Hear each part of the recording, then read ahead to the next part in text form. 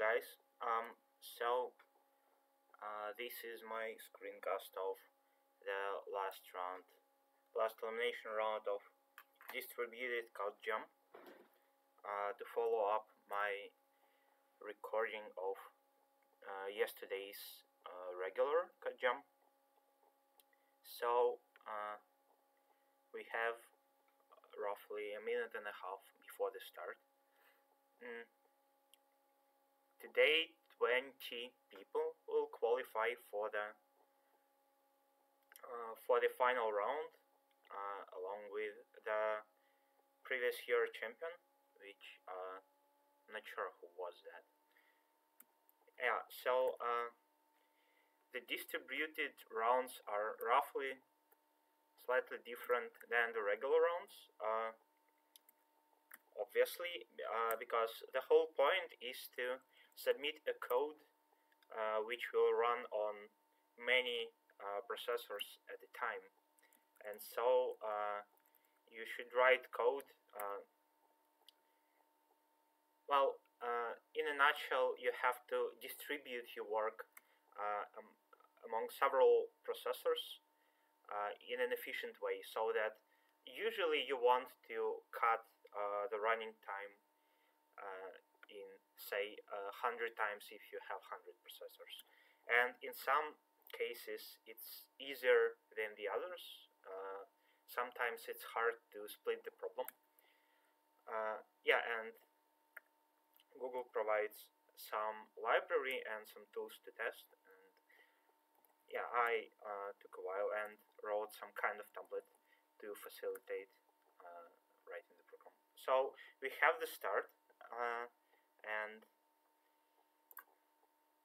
let's read the problems.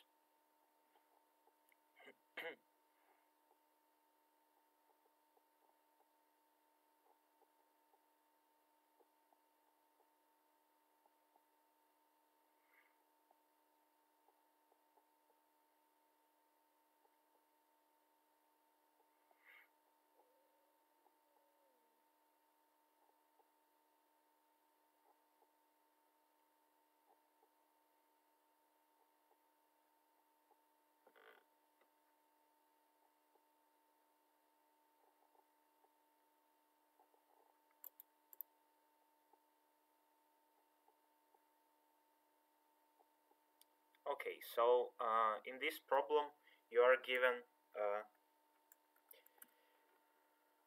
a sequence of numbers, and you want to find the longest run of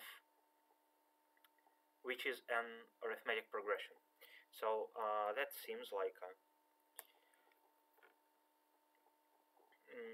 an easy task for the start, and it doesn't cost too much, so it's reasonable to start with it. And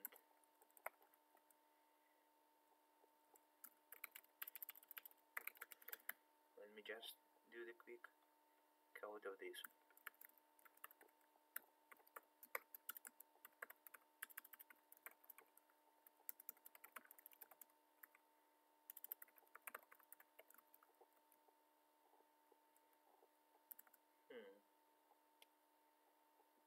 Okay.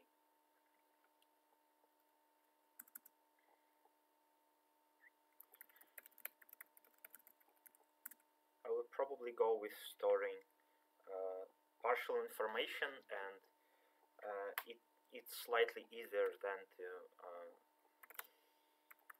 construct the total answer.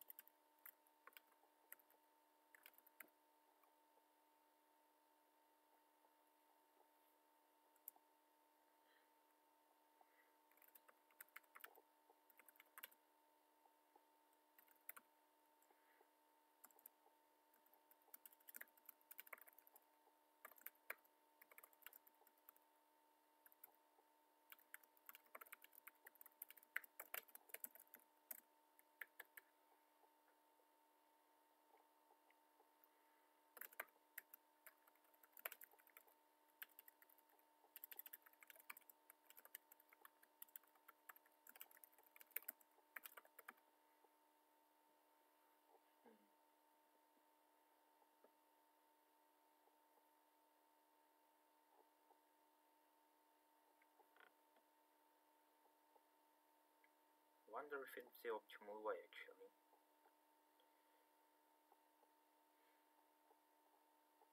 Okay, so we probably should go with only differences. Right?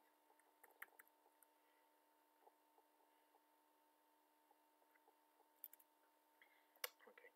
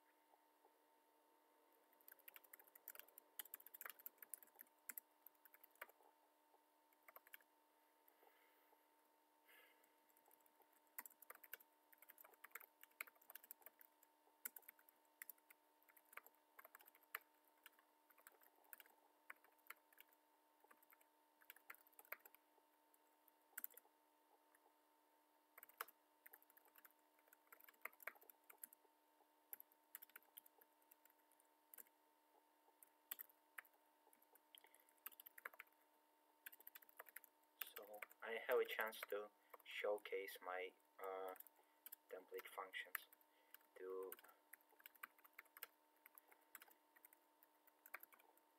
send the numbers quickly, I guess.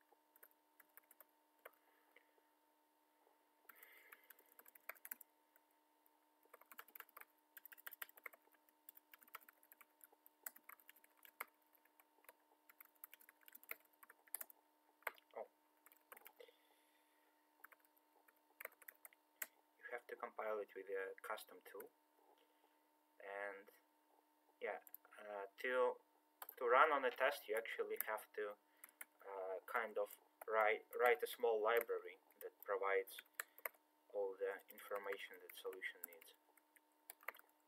So we'll see how it goes.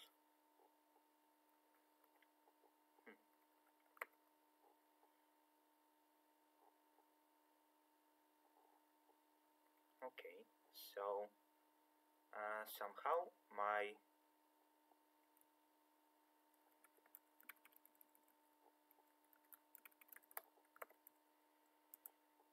library does not work very good. Oh no, it does. So yeah, I think I have to add 1 to the answer.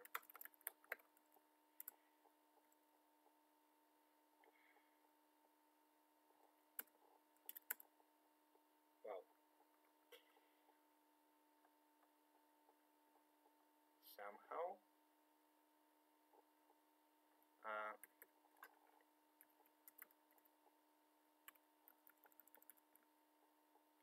somehow that doesn't work. Not sure what's the problem.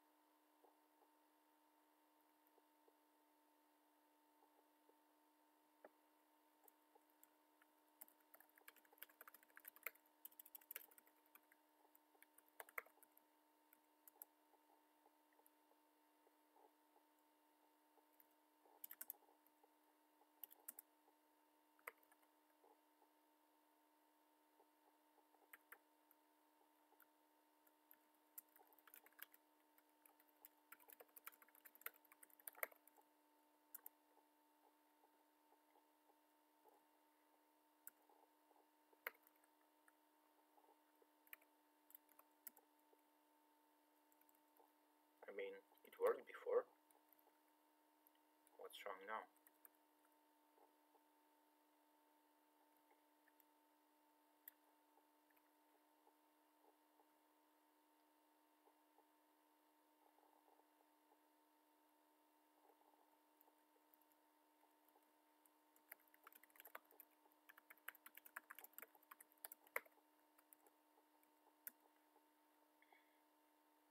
Seems like a very stupid error, but I cannot.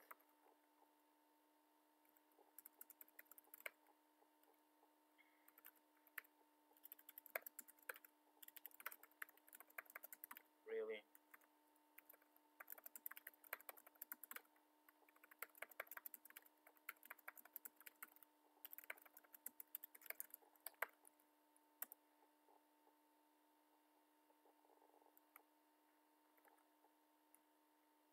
Oh, come on. Is it really the problem?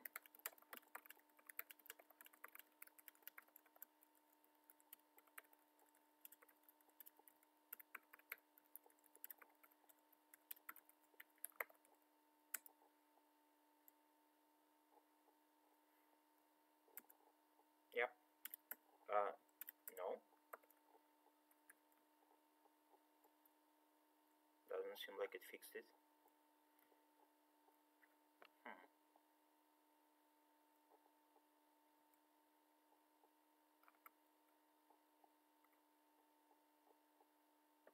So, what's wrong now?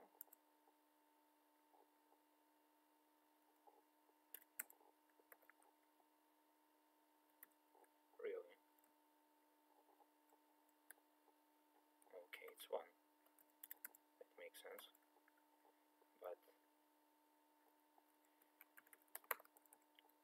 okay, something's going wrong, I believe. Maybe my functions for saving misbehave in some way. I'm not sure what's going on. Maybe I need to send it. I'll have to fall back.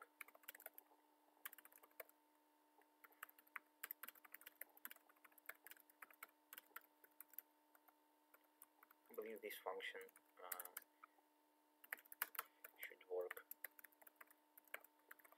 slightly better.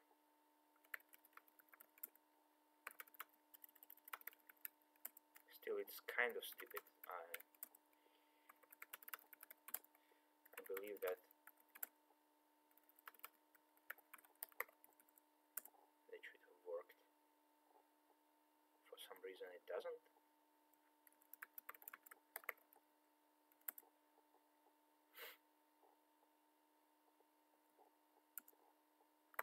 No, so that wasn't the error.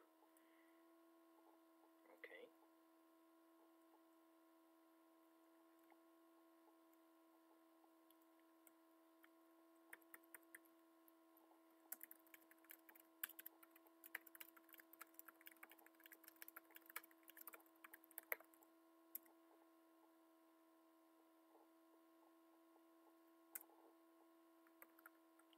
Feels really dumb. Like, what's going on here?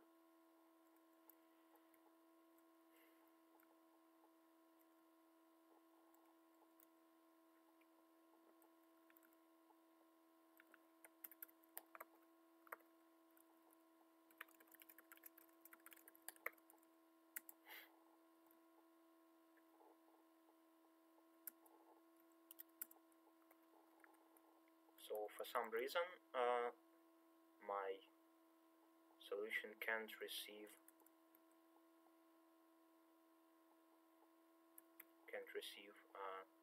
my master ID can't receive what I'm sending to him. Is that what you're saying?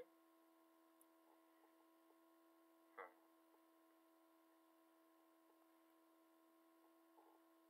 How could that be? I'm not sure.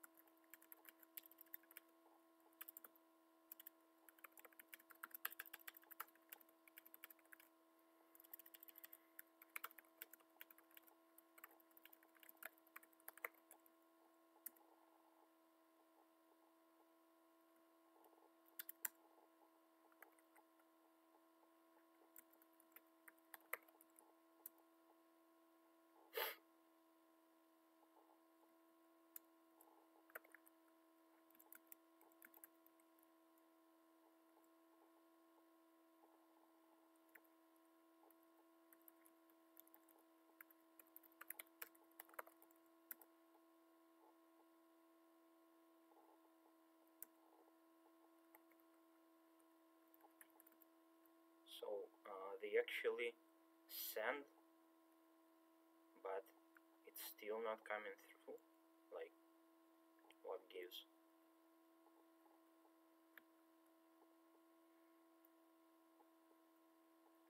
I don't know anymore. Like, what's even happening? Oh, alright. Sorry. I'm sorry for that. That was very dumb. Really, really dumb. So, let me check if I was blaming my library for the wrong reason.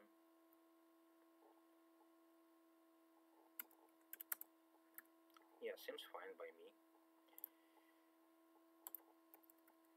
That's like really big waste of time.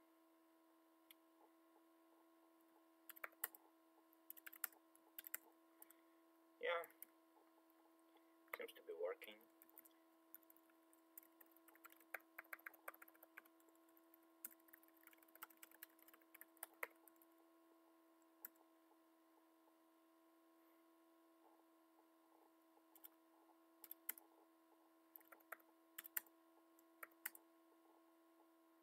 Yeah. What about the case with 1? I don't think it should be a problem.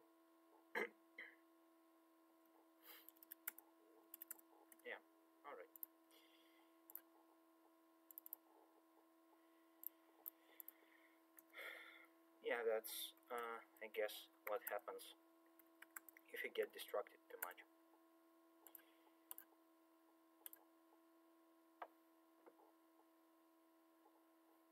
Okay, so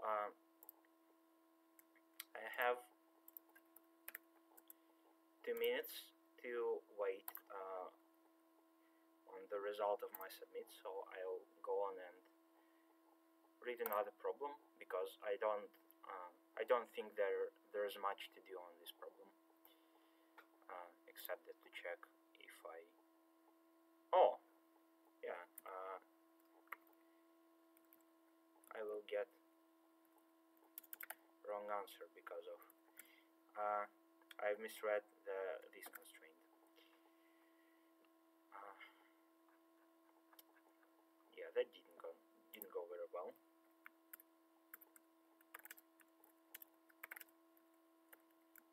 I don't think I need this thing at all.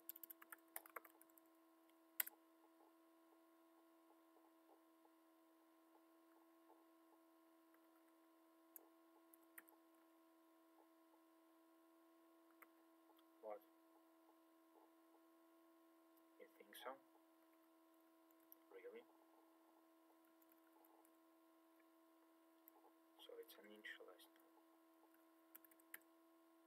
Okay, I can live with that.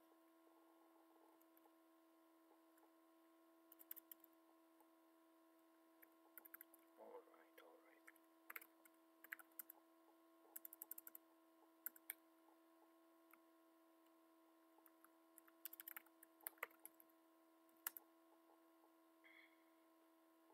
So I'll have to resubmit this problem now.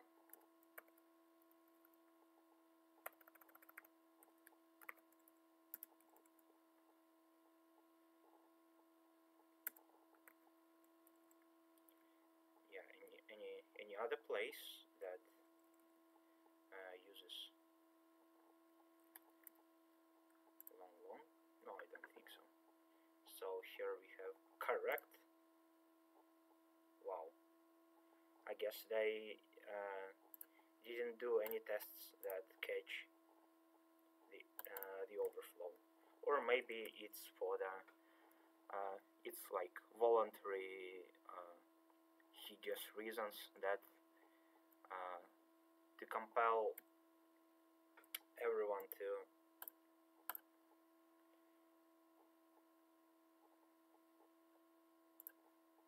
submit their own code, like think that you have no problem because of you got small accepted.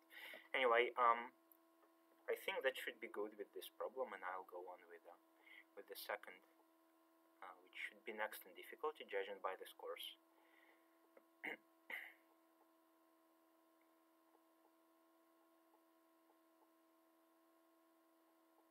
Like, I still can't get over like how stupid my mistake was, but yeah, here you go.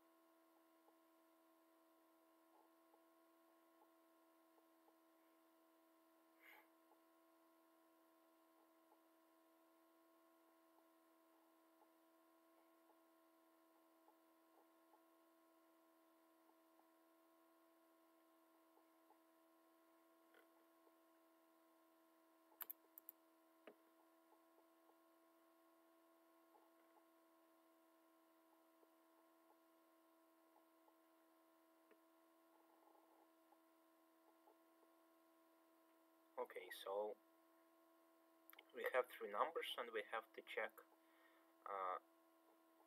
in which basis the sum of the first 2 numbers comprise the second number, and still seems not too difficult to me.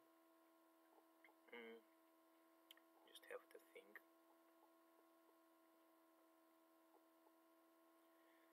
for a moment. Okay.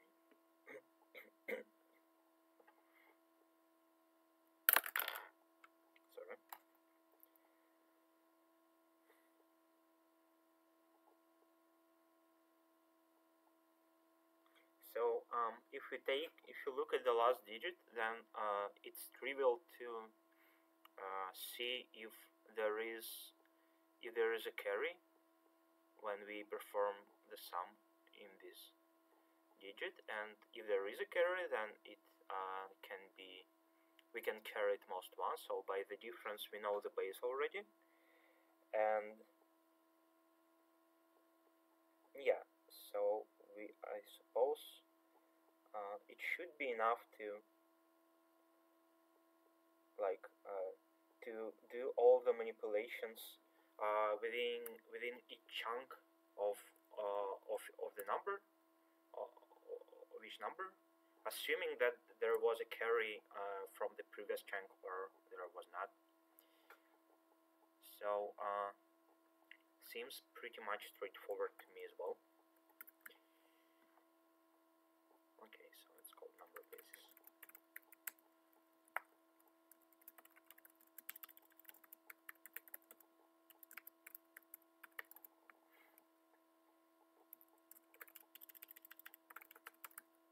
And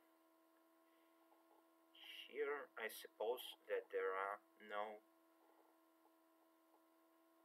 overflow issues, which are my favorite.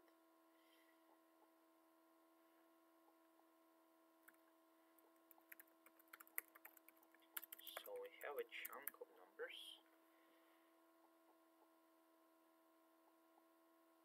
Okay. So assuming that there was a carry,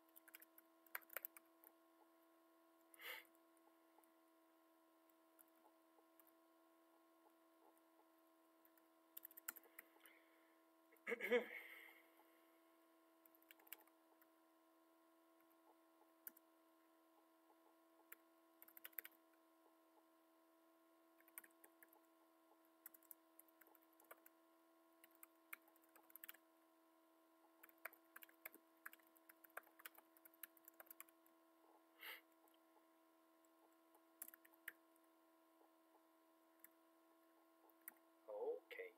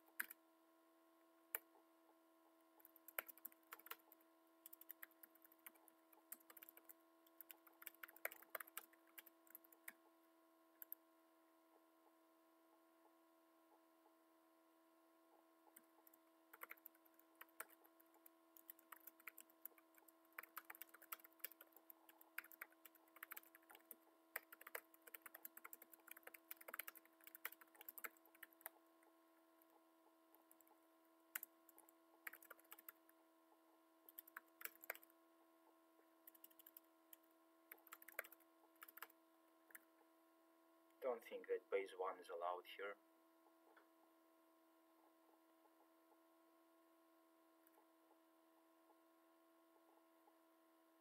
Yeah, and there is also like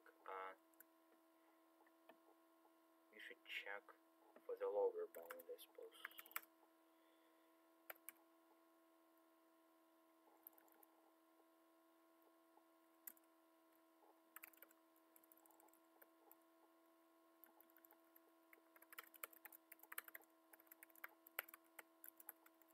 Because we can't have too low base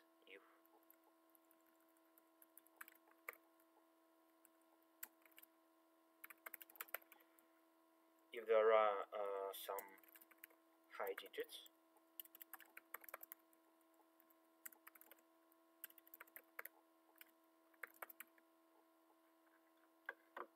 And I suppose that should take care about the base 1, assuming that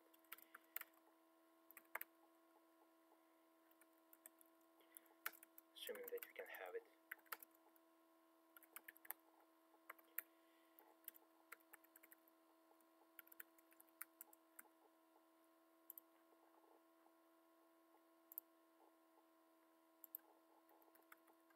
Okay.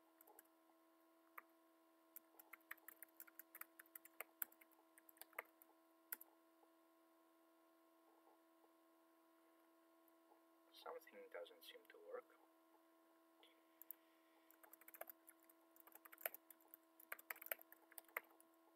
That's about my template function.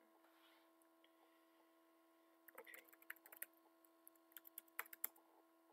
Impossible. And there's a deadlock and whatnot. Oh, my favorite bug. I made it once again. Yeah, cheers for me.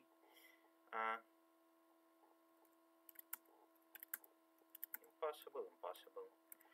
And why would that be?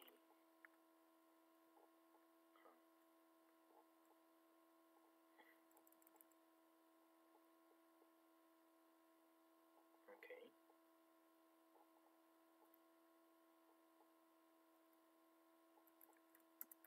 Oh, there's a nice bug. X? No, it should be res. Sorry.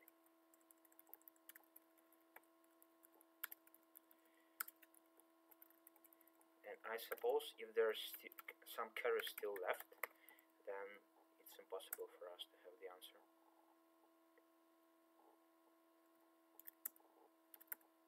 Alright, okay. Seems to work in this case. And what do we have here? Maybe it should be impossible or something. Or non-unique. Okay. Non-unique. Yeah, seems fine by me. And what about the case with the impossible?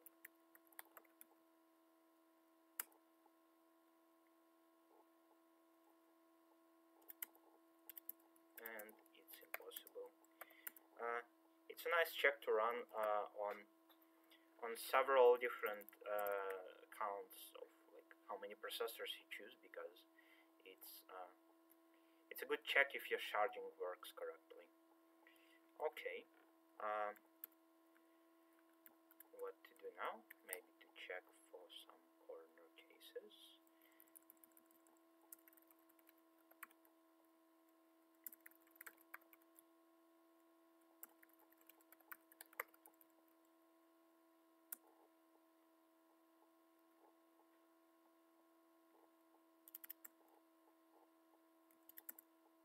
Non-unique.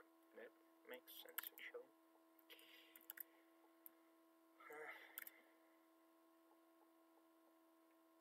So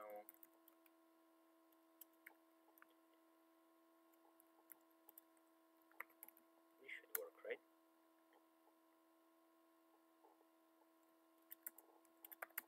Yeah. And if you do something like this,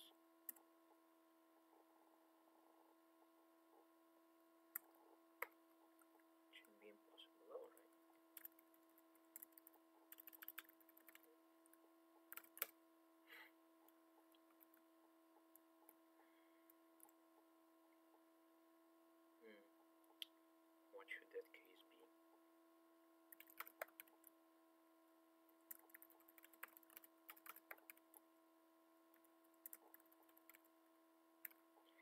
So this should be the case when we get. Okay, we'll see how it goes. Probably should output 3 or something. Yeah, it outputs 3. Okay. And in this case, it should be impossible to go because the carry implies that we should have base 1, and we cannot have that. Okay, so seems fine by me. Like, what cases could I have missed? We can't have base 0 because that means no overflow, and I couldn't have got that. Base 1 is taken care of. I check if x at the end is actually what we need. We can have carry of more than 1, right? So that should be fine, I suppose. And we'll see how it goes. Yeah, so it's in progress. And I'll go and read some other problem for now. I hope it doesn't go wrong. Like, yeah, our digits cannot get too high, so we have at most 100 million.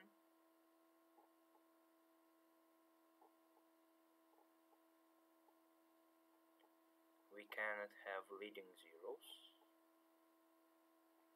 We do not have any kind of upper bound. So yeah, we have to check how it goes. Still in progress. Okay.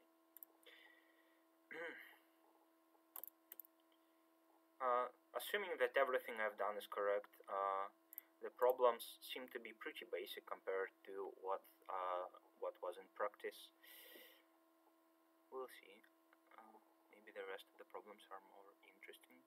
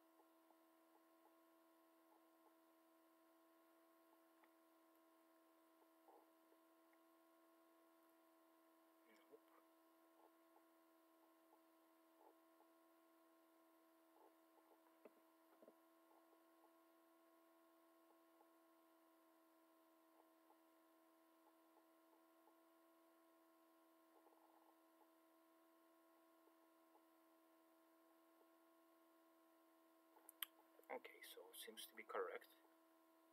And yeah, I think that should cover the wrong answer concerns that we may have got. But just to check, I will run a test on the largest possible instance of the problem. Locally. I hope my computer doesn't hang up or something.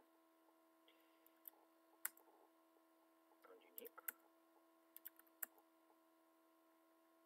Okay. So this works really fast. I'm assuming we could have done that even on a single node, maybe.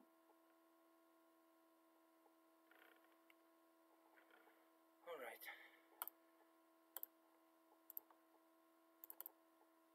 That was good.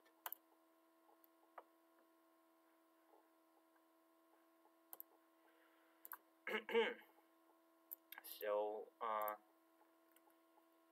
just a last check while I have the chance to resubmit. So my logic seems to be okay, and yeah, like if it wasn't, I probably would have gotten wrong answer on the small instance, like many people did. Okay, so I'll read the next problem now, and we see that there are already solutions for that, like submissions. Not correct, but still.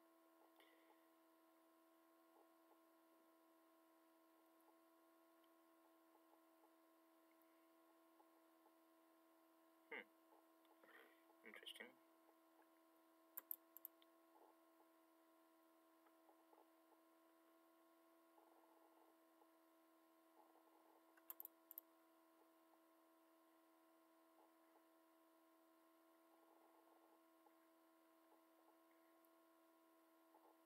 Okay, so this problem resembles the query of death problem from the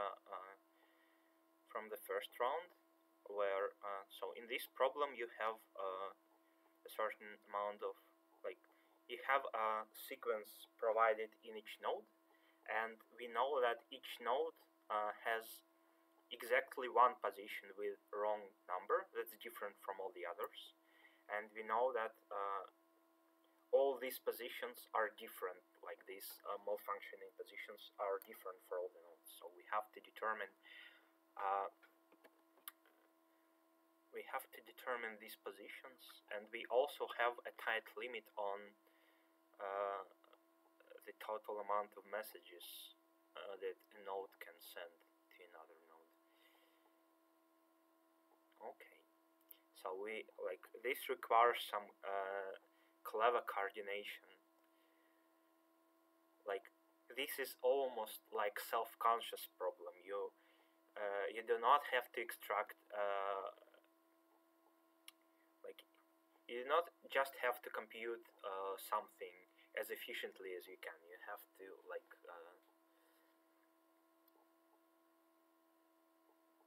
yeah. So the problem is distributed in its very nature. You couldn't have said it in a single processor environment. It's quite fascinating, really. Okay, so yeah, I'll have to process that, and I'll get back to you when I have some ideas.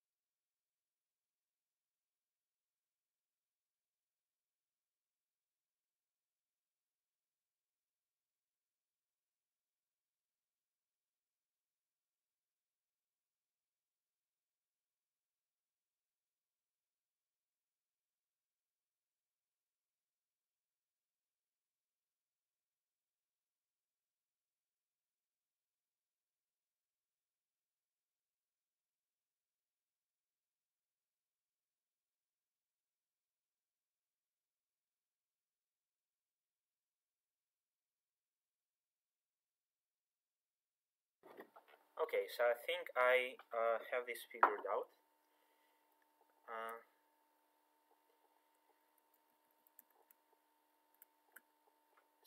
Uh, the idea is to determine these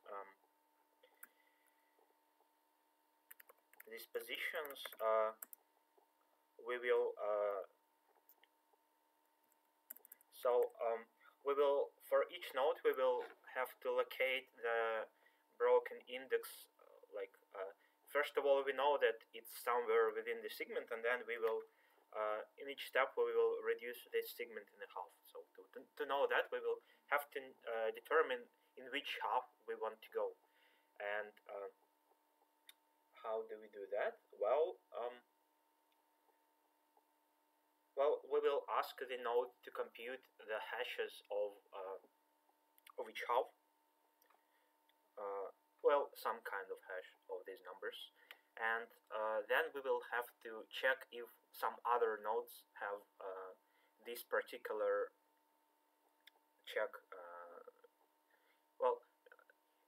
The other node will have some different hashes depending on where their broken index is, and we also can't assume that they have their hash right. So we will have I suppose we should have at least 3 nodes on this task of determining what is the broken index of our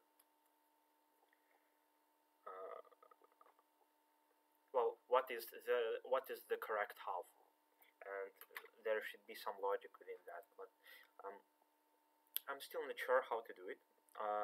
Like in terms of implementation, I will probably spend some time away from keyboard to figure out some details, and I will get back to you when I know what to write. Okay.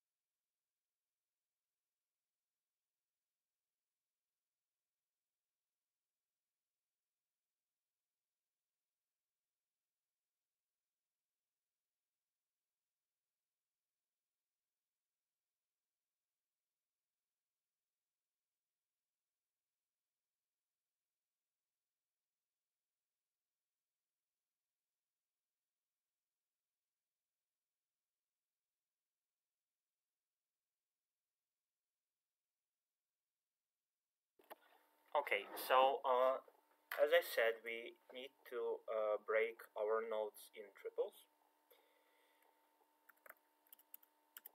So we will write a function that will determine the hash of a certain subsegment.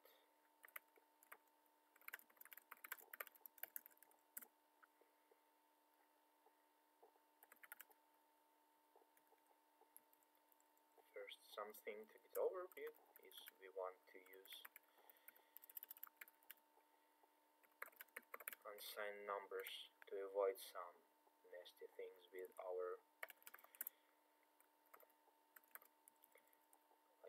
with signed computations that can lead to some undefined behavior.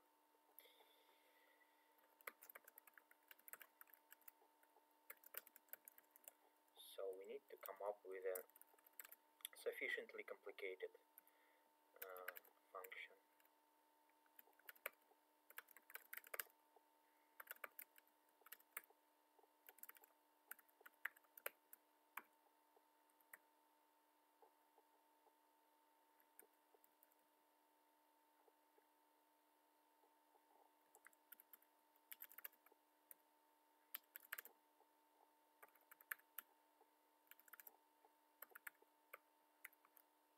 Something like that.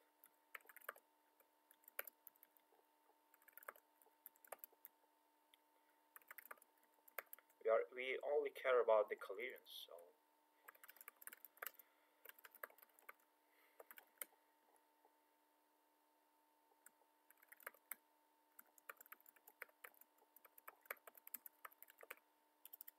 okay.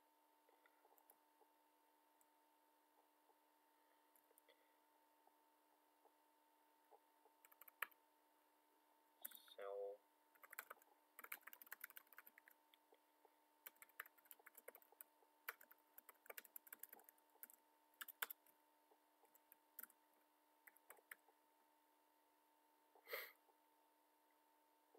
yeah, we will have we have these groups of 3 nodes that will have to help each other with determining their respective bounds.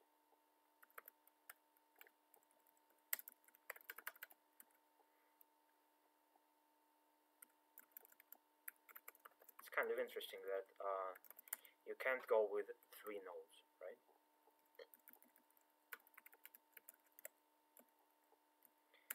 So all the nodes except for the master node will only wait for the instructions.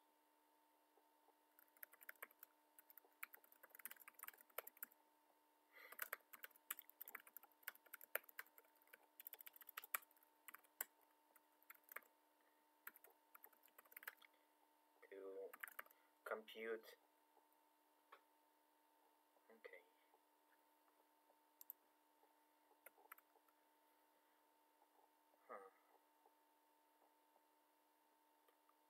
Compute the hash, right? I suppose that I'd rather go with doing the 32-bit hashes, except for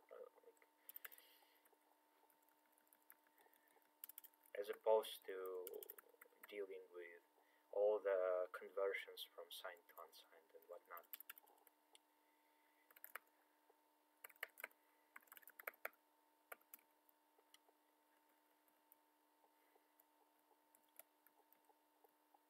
What's the probability? We don't have to, we don't make too much queries, and the probability of collision is pretty small, I guess. So, here you go. That should be fine. Alright. So,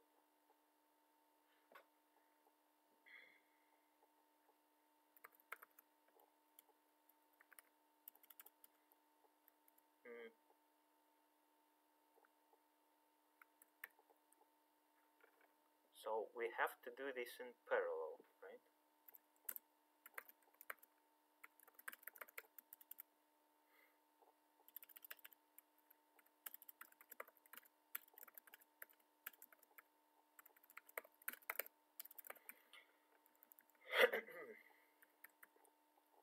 But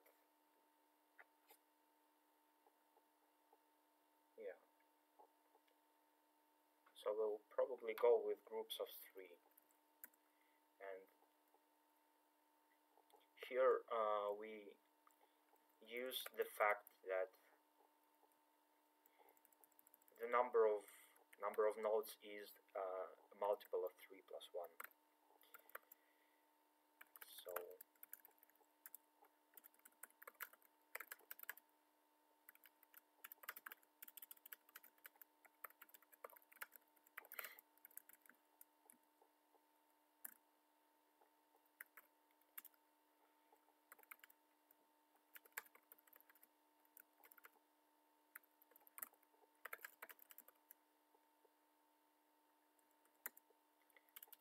it's either we have already determined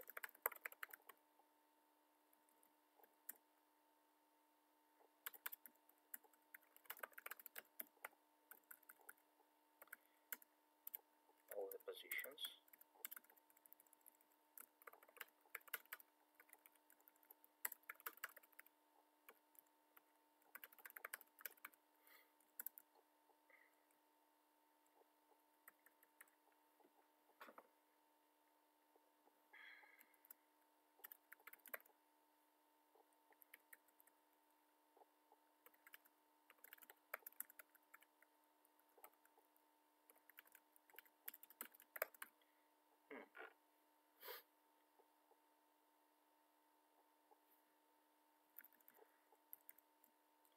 so this is the only thing we want, right?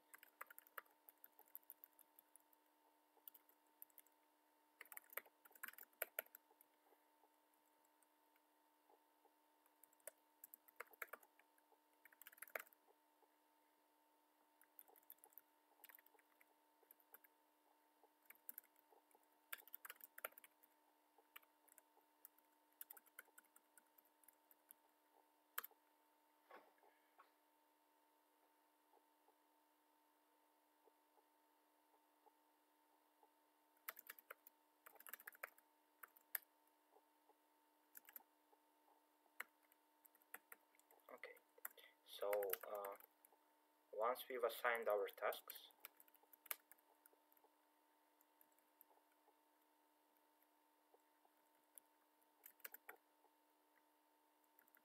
this is what we should do next. We have to gather our answers,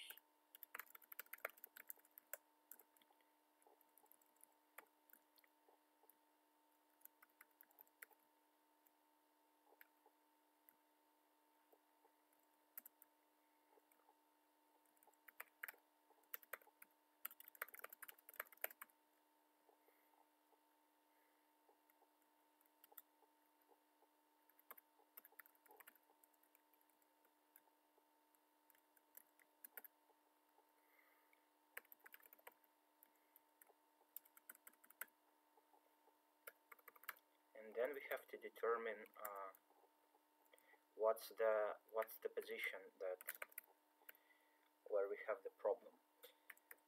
So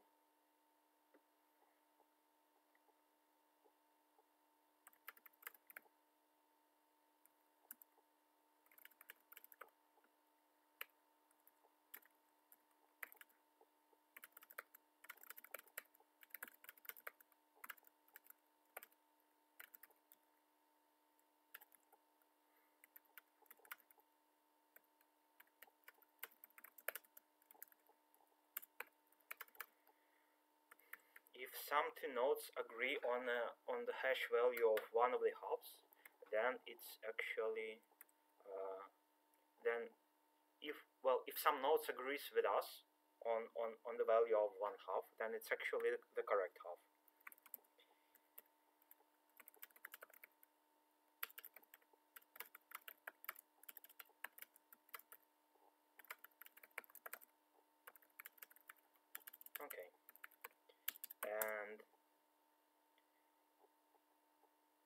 Okay, and I suppose that we can't have. Oh, and yeah, it could actually happen that all other nodes from our group disagree on every half, and then we have to check on which half they agree actually. So if they agree on the left half, then it must be correct for them, but we disagree, so it's correct. So it's incorrect for us. So if they agree on the left half, in that case, this left part, this left half is actually correct. So if that does not hold, then we will have to assume that they agree on the right half, and in that case, yeah, we have the left part. So yeah, that should be pretty much it for the purposes of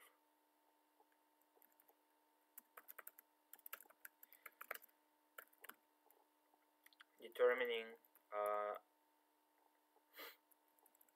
the values of all the nodes except for us.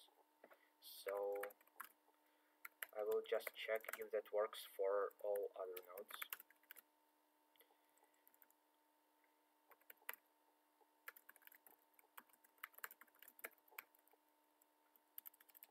I'll be slightly more careful. So we know that this should be probably incorrect for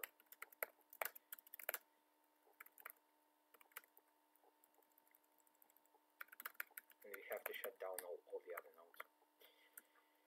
Okay, let's see if that works. Working memory.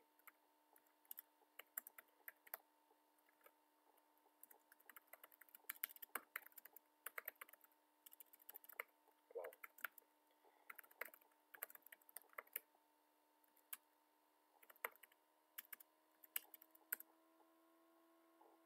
Does it even compile? No, doesn't. Oh, the name hash is slightly inappropriate because of some,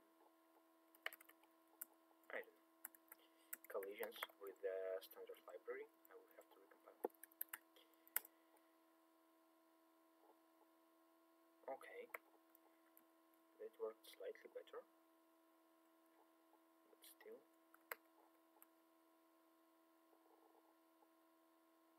There is some. Okay, that makes sense. I don't really care about how, like, the details of how this function works. Still, I don't like these warnings. Do I have L somewhere? Yeah. I will go with Q or something.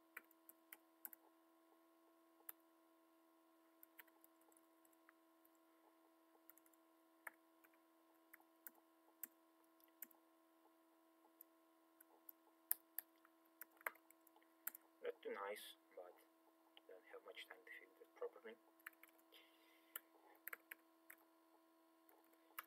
So, no.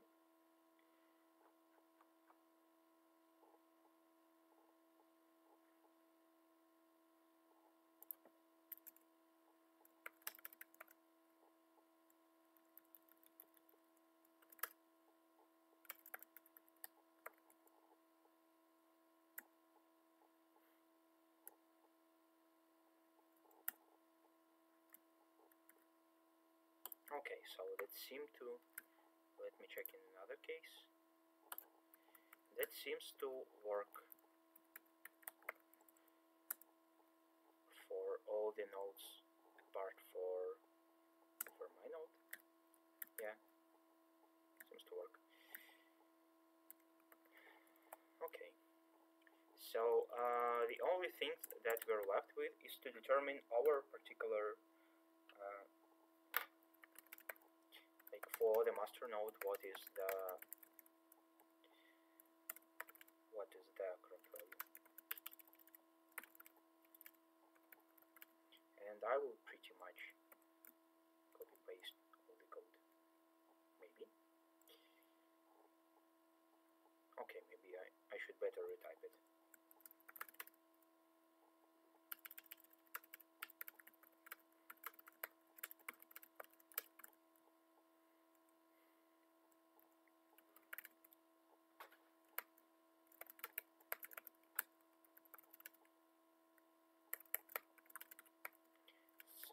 these values are computed by me, the master node, because, well, I have to do that, obviously, and all the others will be computed by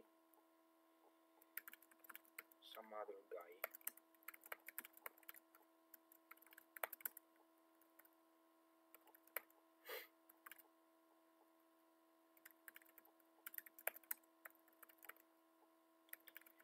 And then I have to pretty much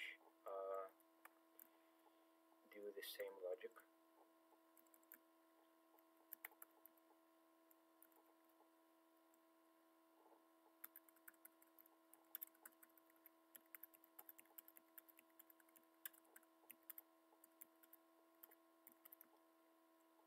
I will just go with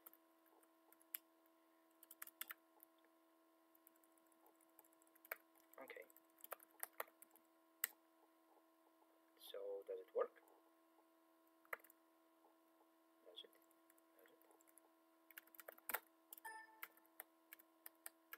I'm pretty much hacking at this point, like to get the solution to work as fast as possible.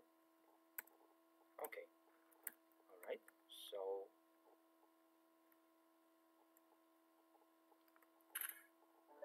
okay. Thank you. And I had this error all along, so I would get the wrong answer or something and wouldn't know what to do at this point. Okay, so this seems to work fine. Let's see what the last test tells us.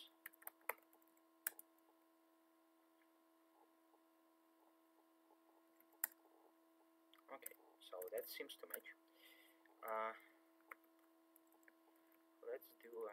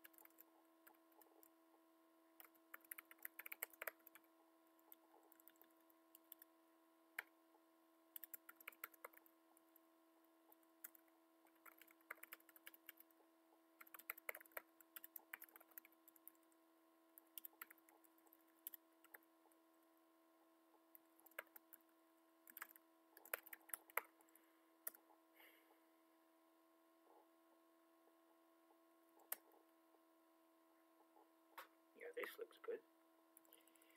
What if we make it slightly larger? Does it still work within a reasonable time? Well, kind of does. I don't suppose it should matter. Okay. So, what could be a bad case for me? Not sure, because it doesn't exactly matter what I do.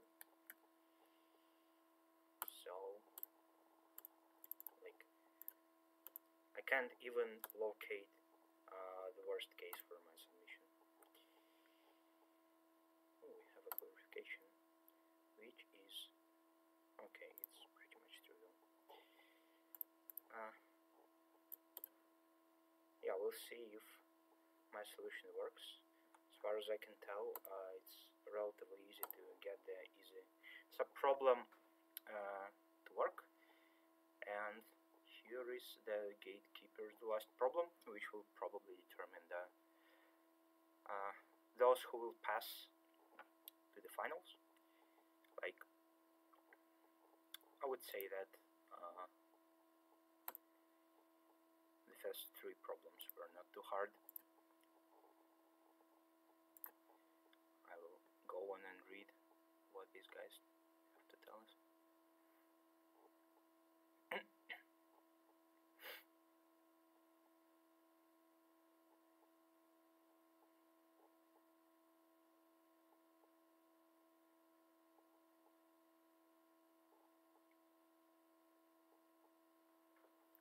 didn't. I would better go on and try if my solution works when we have many. Wow! That didn't go well. So we sent too much messages, okay.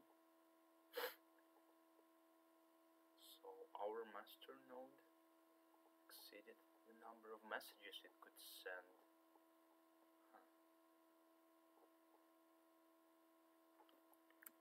Well, I suppose that should be okay for the small subproblem, but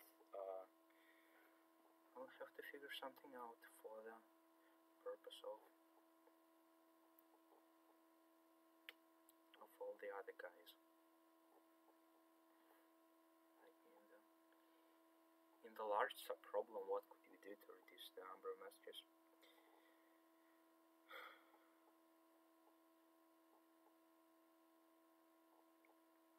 So we send 3 times 100 times logarithm of n messages, which is, yeah, slightly too big, I suppose. Wow, that didn't work didn't go as expected. Was it due to the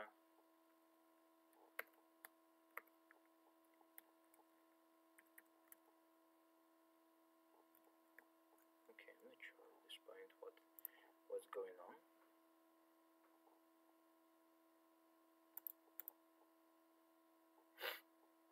Maybe my hash is bad. I'm not sure. So before proceeding, I will probably think about how to fix the solution in the general case.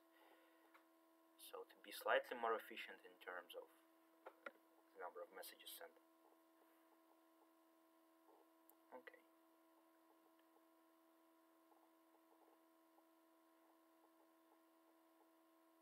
So as a matter of fact, it doesn't even make sense to use the master node to coordinate everything, because the groups can coordinate within themselves. I suppose so.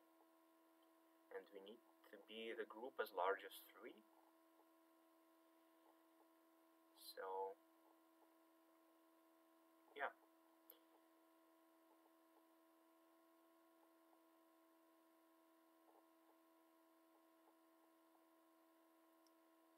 So most of the solution, I believe, will be left intact, but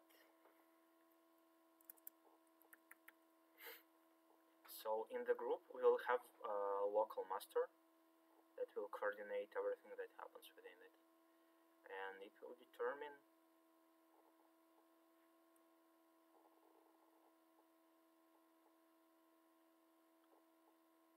what will happen within the group. Okay. So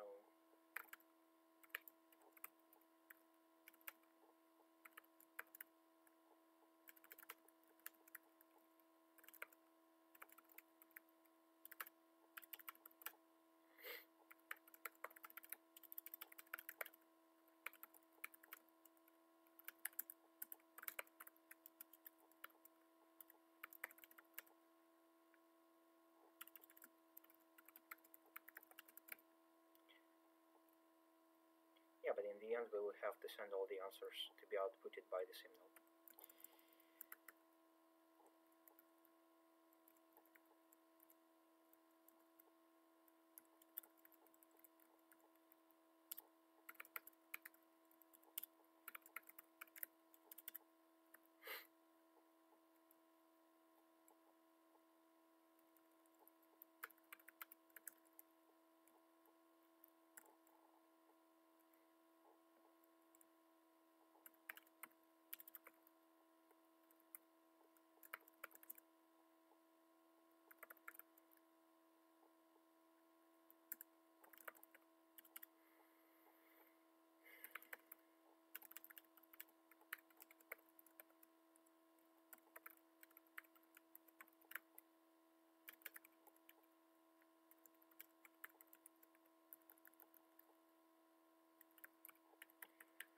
So what to do about the last node?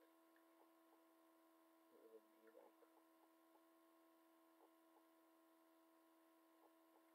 will figure it out.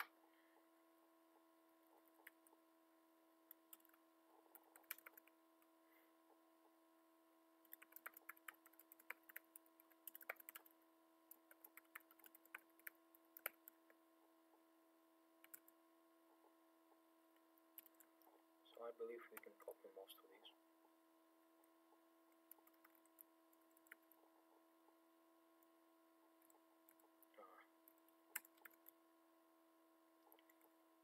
I'll do these to reduce the cringiness.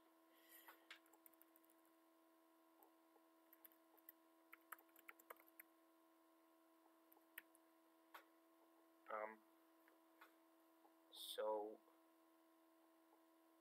oh yeah, we will probably get away with doing everything separately for all the slaves. Right?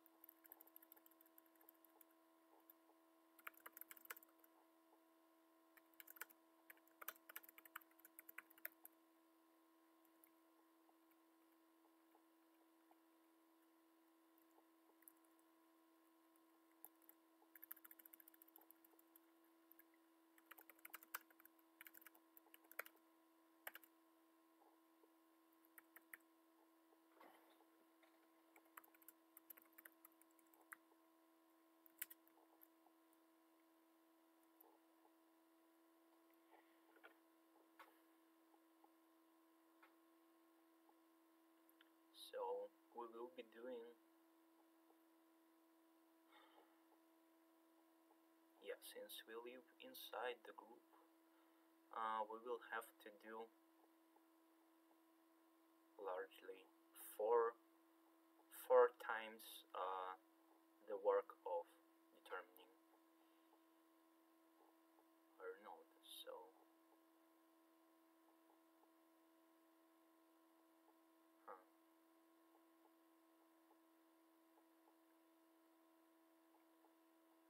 yeah, but we can't do that. Oh god. Yeah, I will probably have to rework more of my code than I suspected I would have to. That doesn't go so well so far. I need some time off. I'm sorry.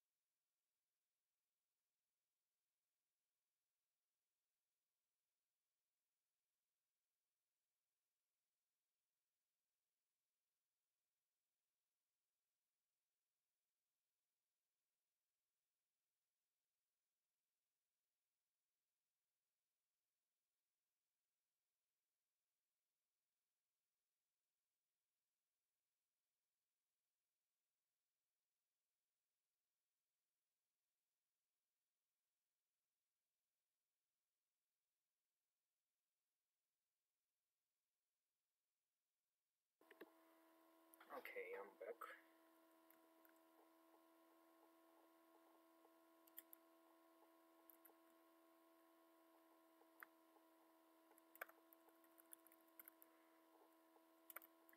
Hope to get away with fixing the small stuff.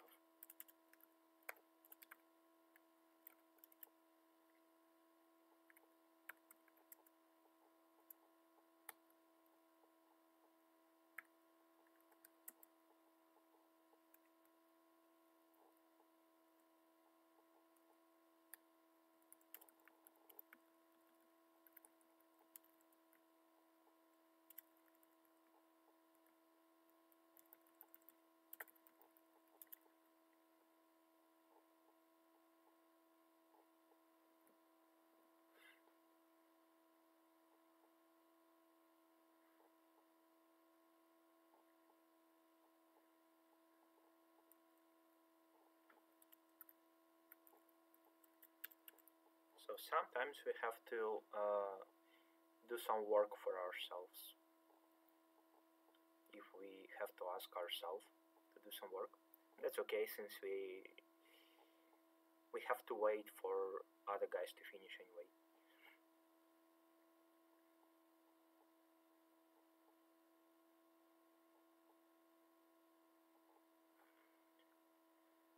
Okay.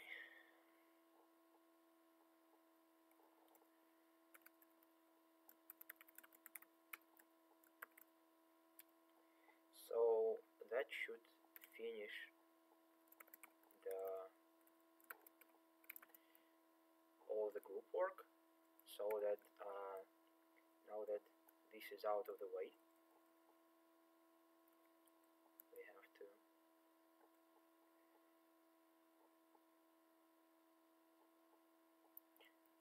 to gather everything and output that in the master.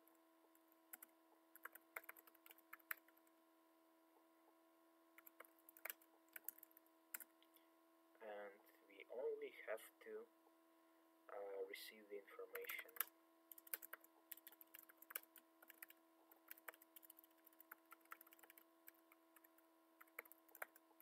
from the guys that are masters.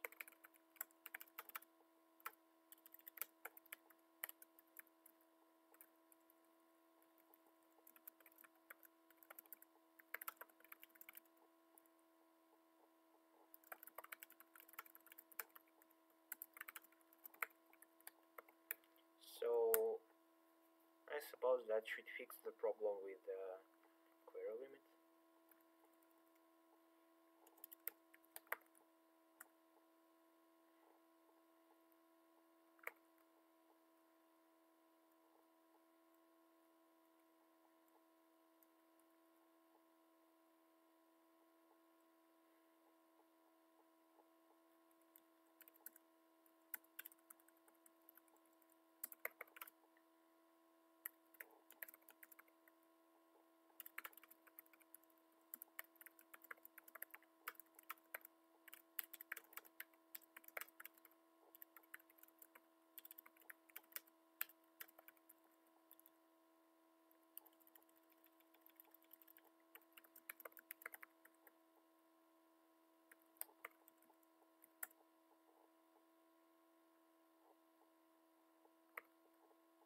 Somehow I didn't use M. I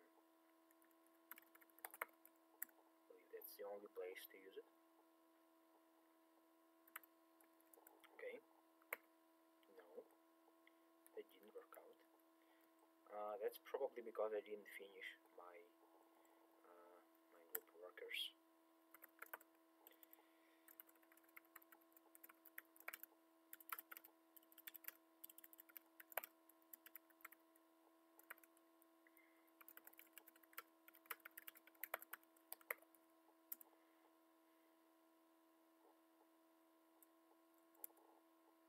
Well, doesn't seem to work for some reason.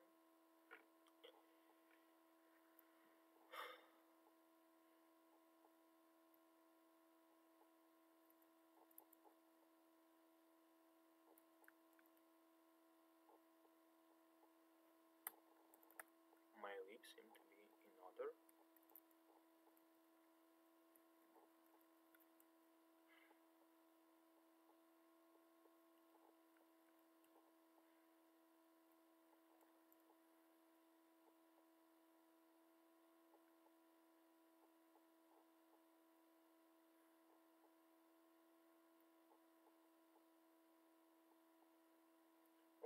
least it finishes. But still, for some reason, okay.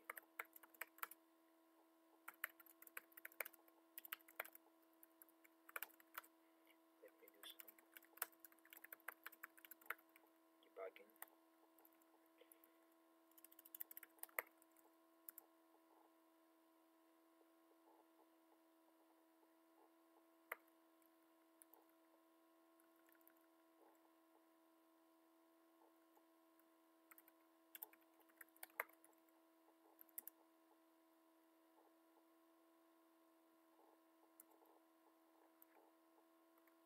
Huh.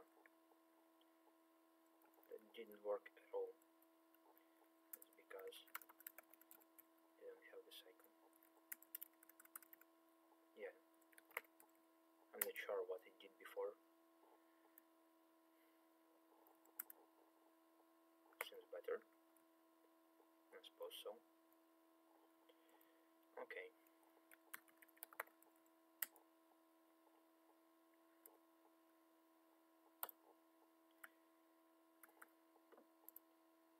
What about our tests? I'm still not sure what was the problem with my small submit.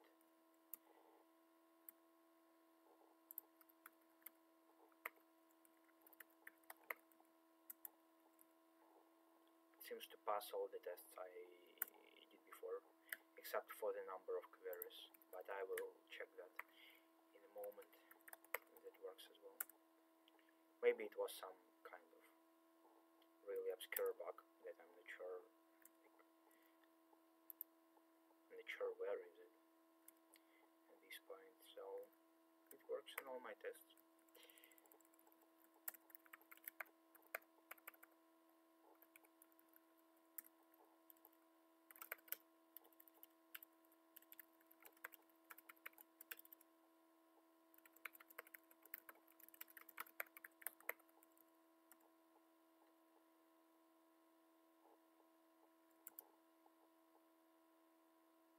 Okay, seems to work on the small instance, and in the large instance, well, we have to do some more work and we'll see what will be the time.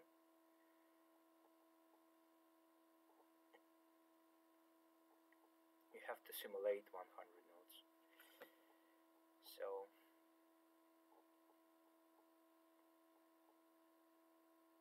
okay, so time seems reasonable and we don't have the problem with the query limit anymore. Maybe my hash function was bad. Not sure how that could happen.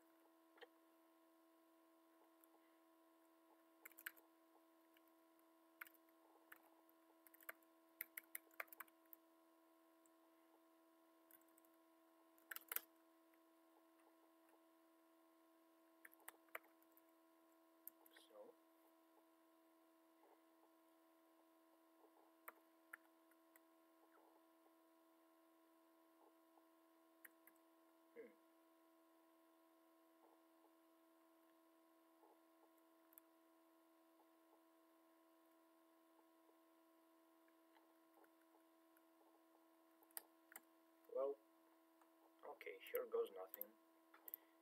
I will submit this one more time and see if it's any better. And if it's not, I will be really pissed.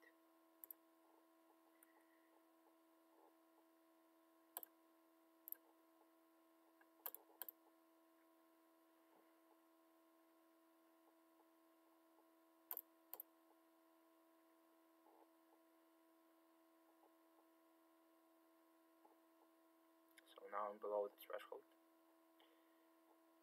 of passing to the finals.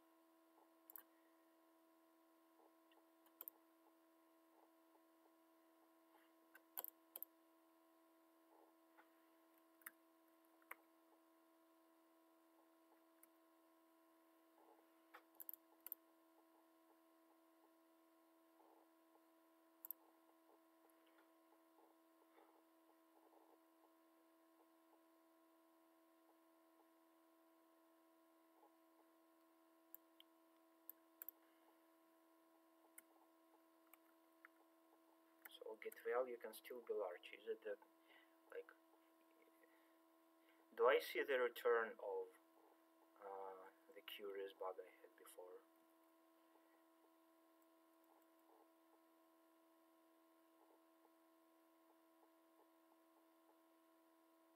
We'll see about that. So yeah, it could be like, come on.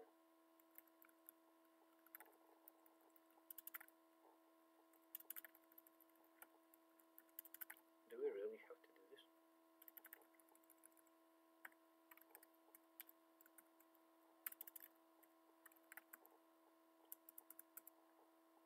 Is it really the problem? I mean, come on.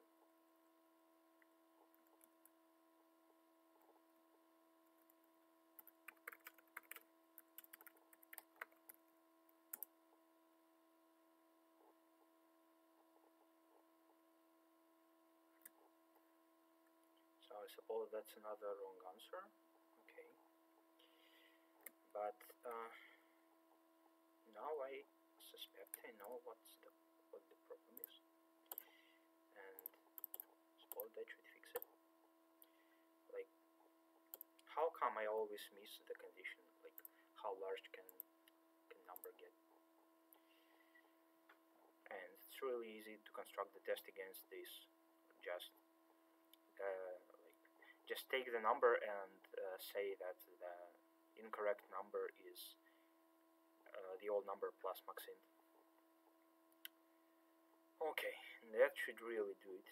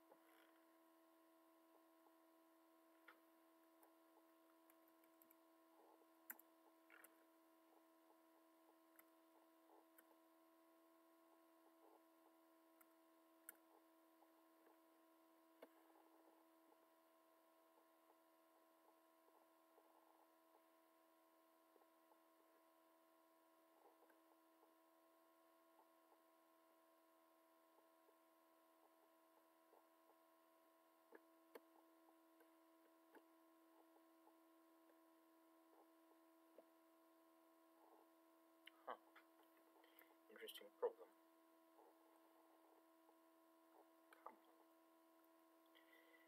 So basically we have a set of rectangles which are rooted at the origin and they look into the first quadrant, and we are concerned with their union, so it's like a jagged figure, and we can't observe this directly, but we know that well, we don't know anything from the start, but we can ask queries if, come on, I mean,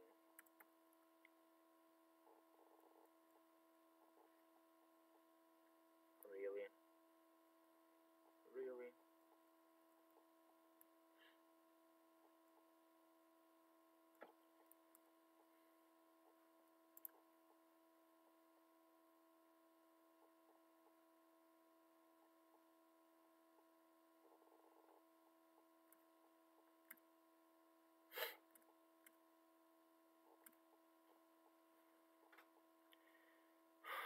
That doesn't go well at all.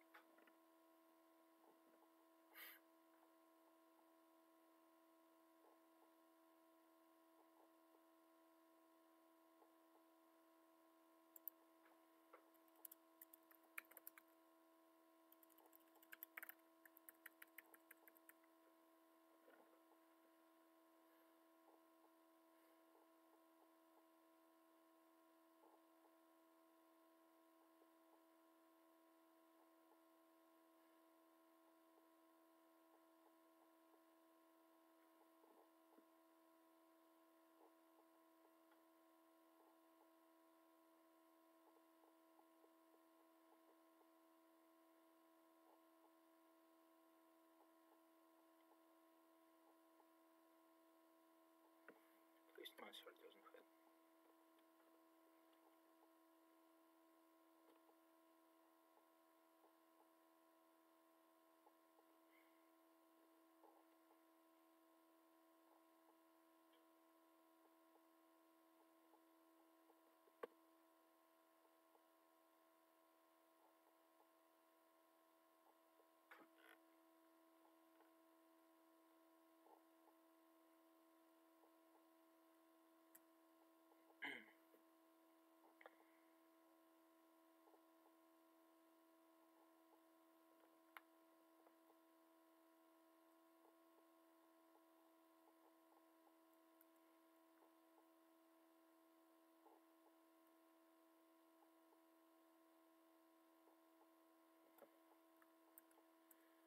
I feel like I've missed something from the... Yeah, at this point there's basically no chance for me to pass to the finals. Oh well, might as well get this problem accepted within some time.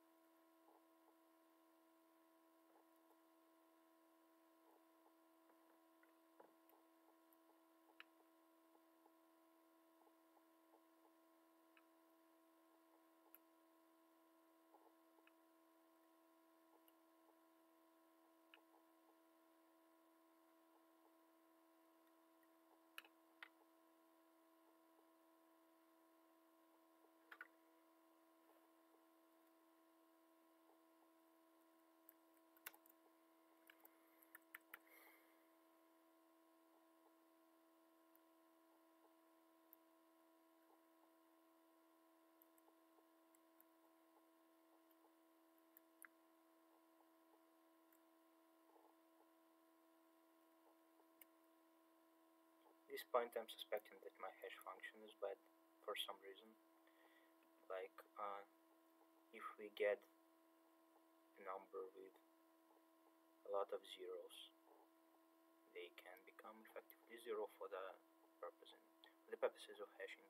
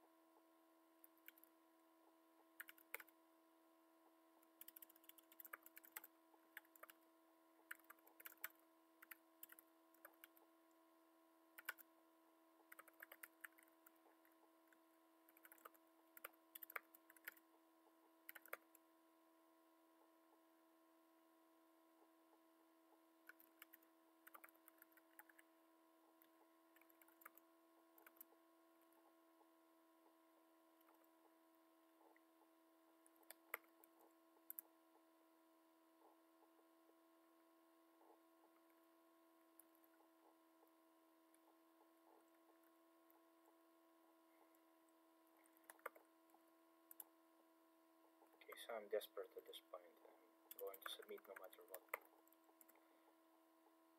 just as long as it passes.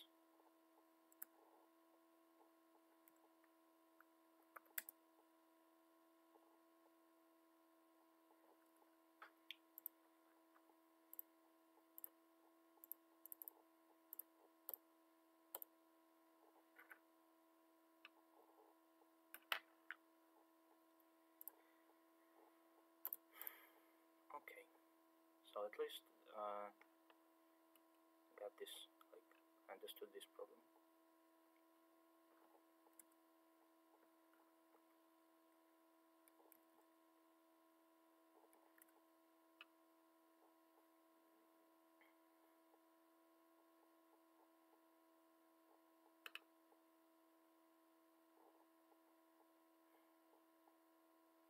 So now the maximum number of vertices.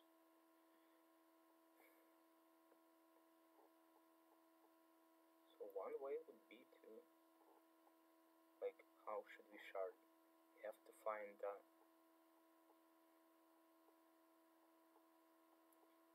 so with enough binary searches we can obviously traverse the borderline of the union, but we can't do this. Well, it obviously takes too long. So yeah, and trivial sharding is bad just by some coordinate, because there could be a lot of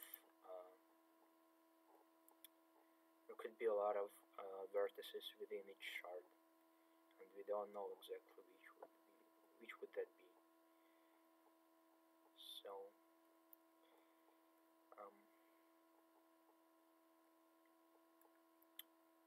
okay.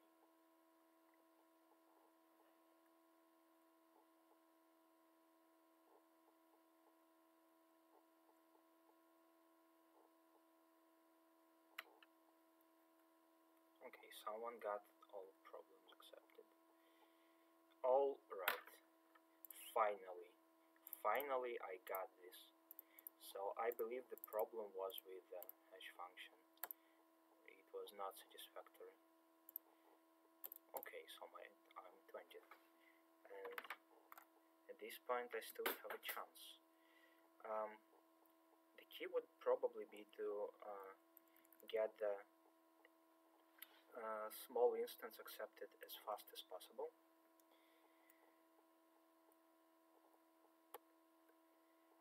So I should probably go with that.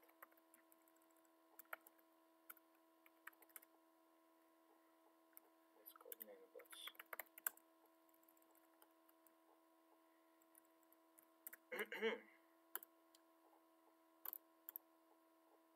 So I guess we're okay with making one single node doing all the work, and we have 18 seconds. So why don't we ignore all the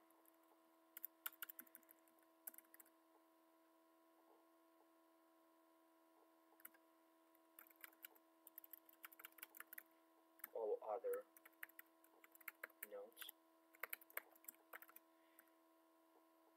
I believe I fell too low if I have to do this. Okay.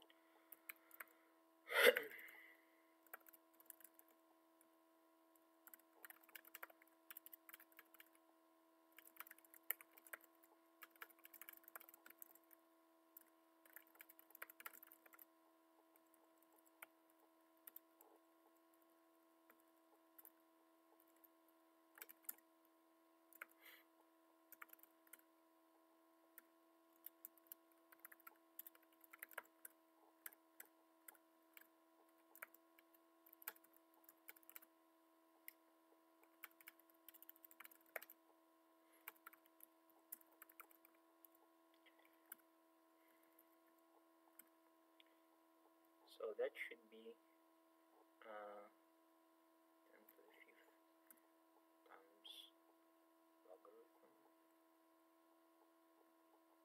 and we have, okay, that seems fine by me.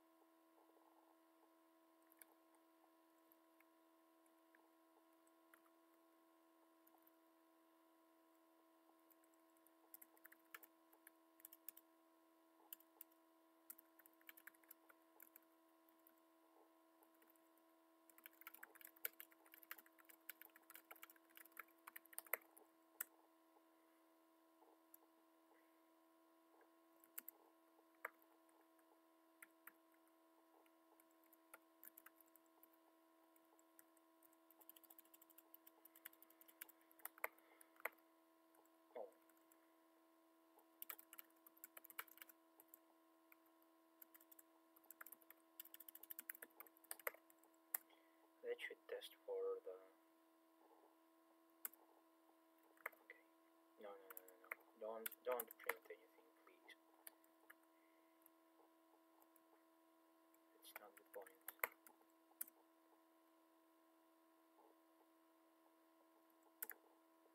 Okay. Seems to take fast enough. And okay. So if I want a chance to pass, I have to submit as fast as possible. This is a problem because it could be the very thing that determines how fast you solve everything except for the last problem. Still, the last looks tractable to me. Just have to think a bit more.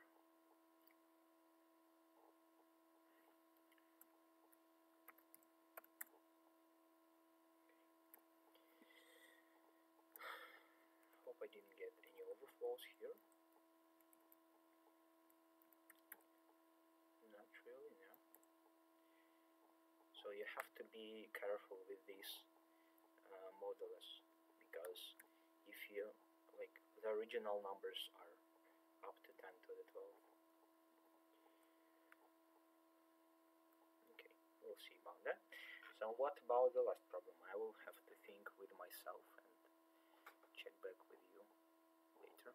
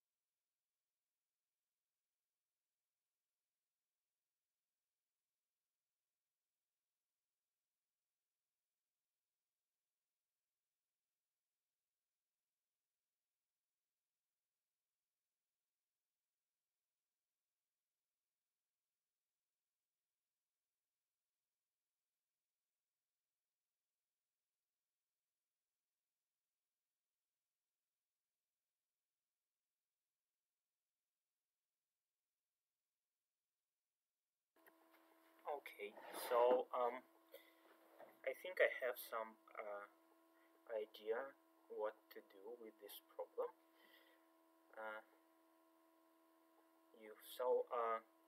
The problem is that so it's correct. So the problem is that if you divide your range where you do your binary searches and whatnot trivially, then you will have to if you have too many vertices inside it, you will have to do a lot of binary searches. But we can find these kind of ranges adaptively.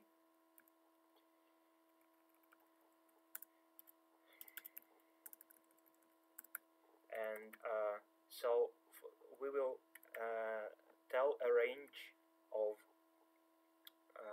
coordinates to each worker and tell them work until you have done the specified number of iterations. And if you haven't finished your range yet, then you have to stop and get your intermediate result to the master, so that it can redistribute the range, the problematic range, to the other workers to do it faster. Yeah, and that's roughly what you want to do. I believe that's what you're supposed to do. So the worst case to that would be, suppose a range which looks hard, but then it really isn't. If you do, if you partite the coordinates trivially. Okay. Okay. Not sure how to proceed from here. I believe with clever case construction you can make this actually fail. But and you can't communicate too much with your workers, so you have to finish within like 10 iterations of the process. That's interesting.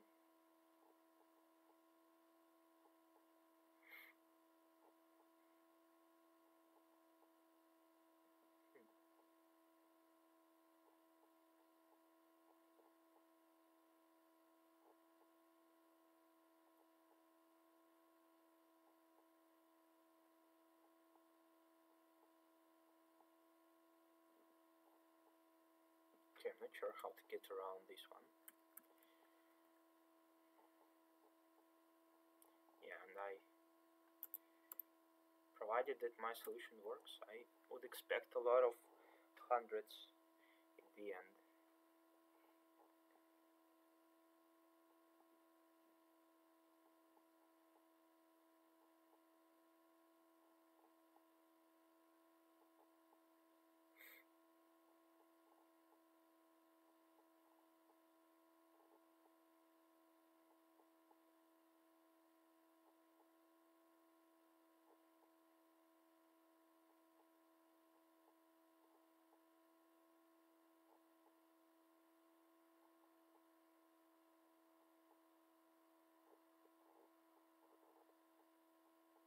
Okay.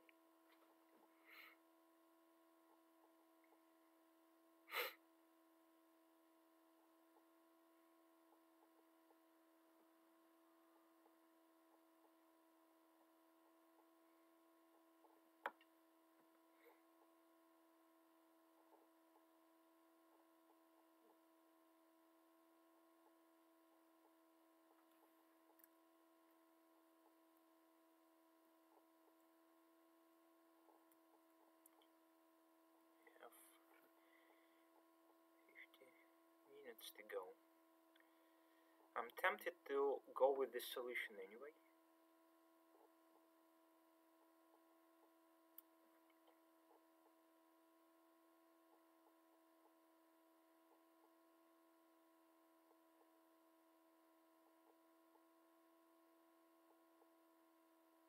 Maybe if I optimize my searching of the border, it will work fast enough on a even on a bad case. I'm not sure.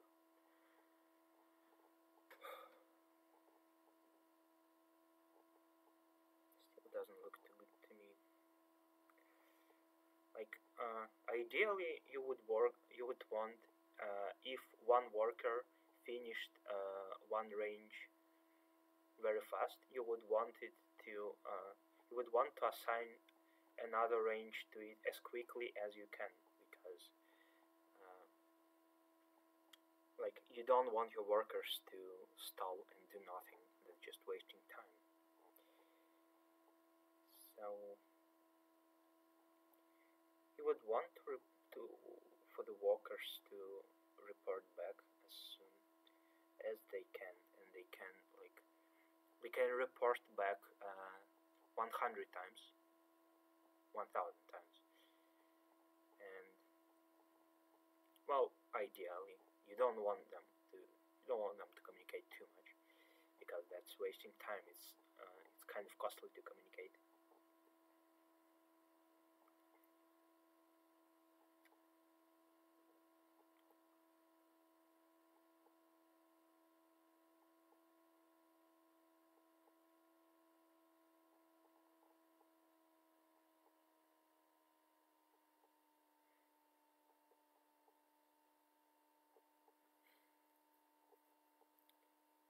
Okay.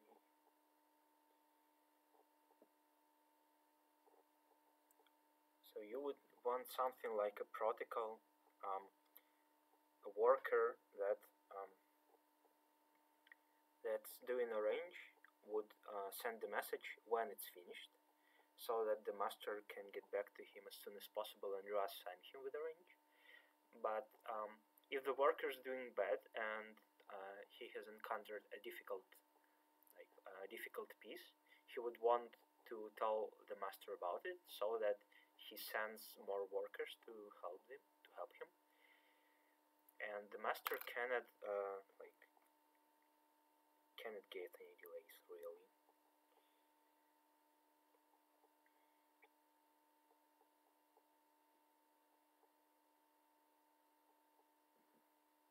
Yeah.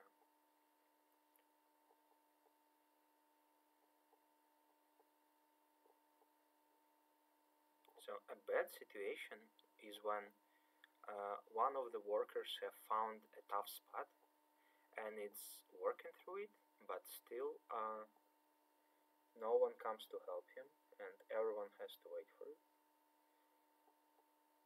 So what should you do in that case? You don't know how close you have to be to that worker to actually help him, because yeah, it's kind of troublesome. I believe that most naive solution can be failed with a tough test case. Still, maybe we need some clever observation to make this work.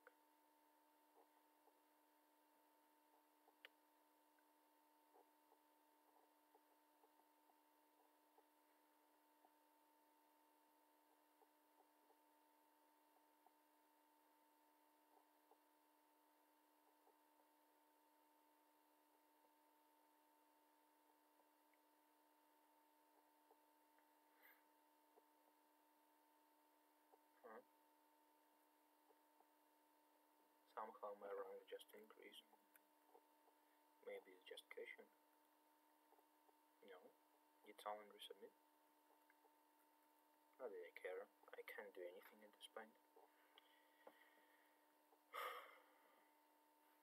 Looks kind of hard to me.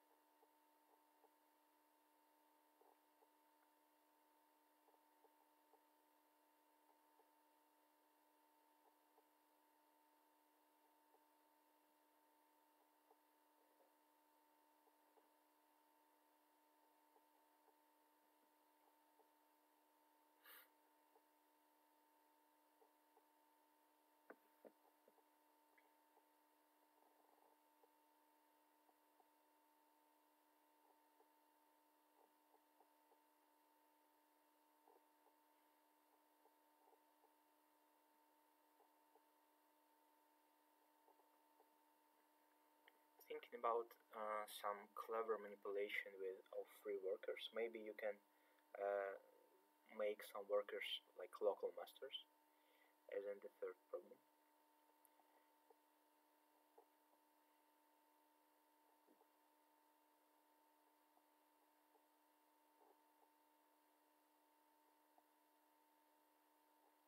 Maybe that's too complicated.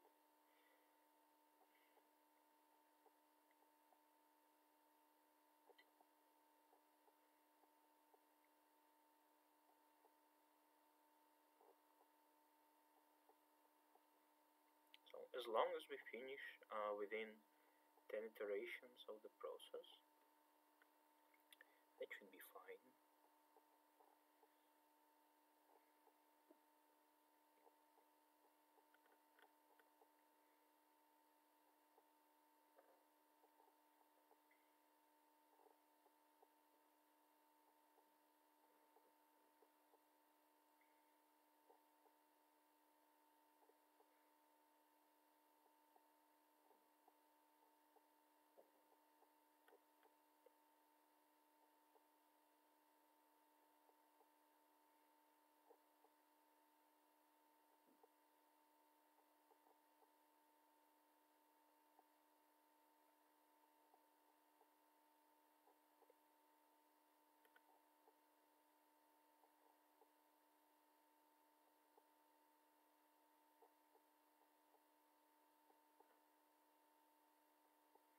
Yeah, so I'm thinking, assuming that one of the guys have made a top spot, you would want to assign to his range, but then again, what if you meet like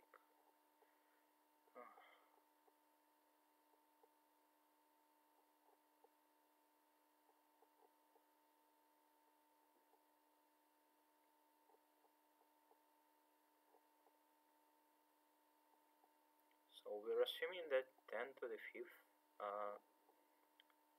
like each guy can eat about 10 to the 5th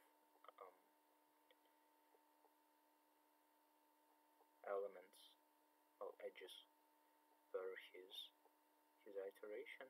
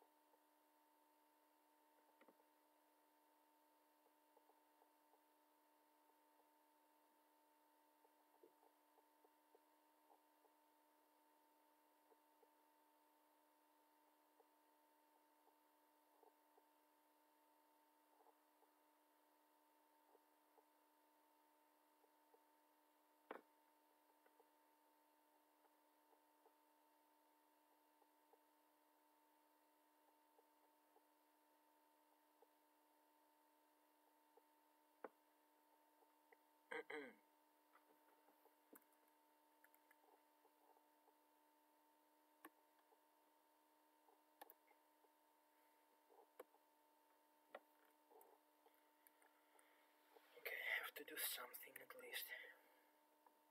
Time is running short for me.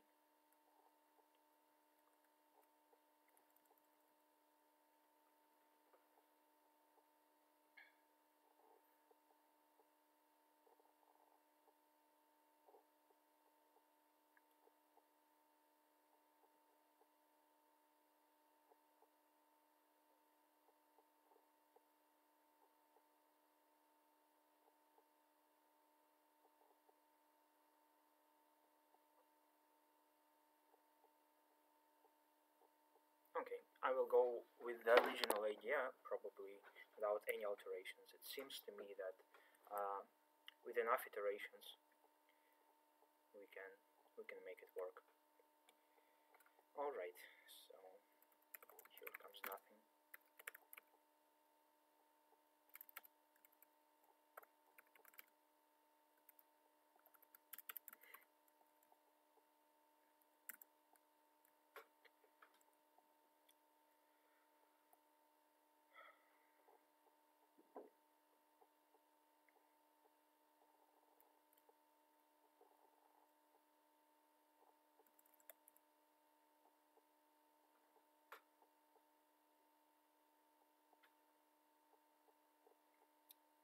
So my idea would be to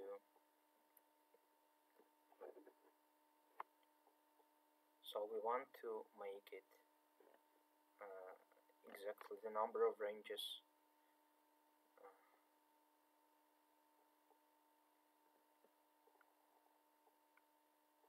exactly the number of ranges that we have.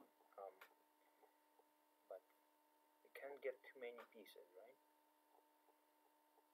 But then again, we can assume that not everyone has a bad spot. So Yeah, and I think I know the test case, which is hard for this particular problem. So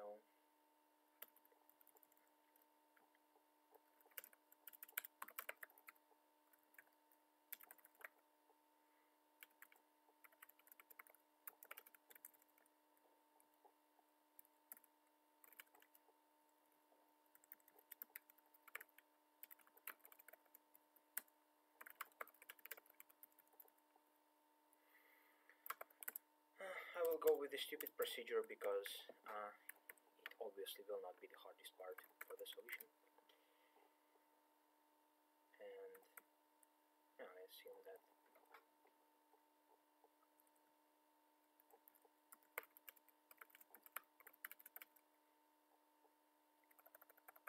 maybe these number of iterations will be fine.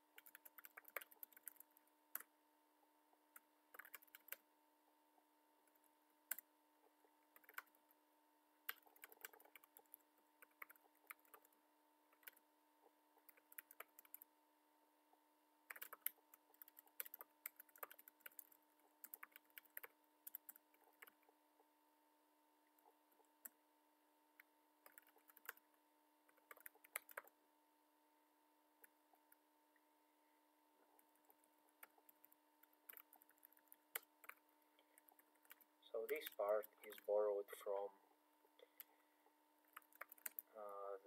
the easy solution I've already passed.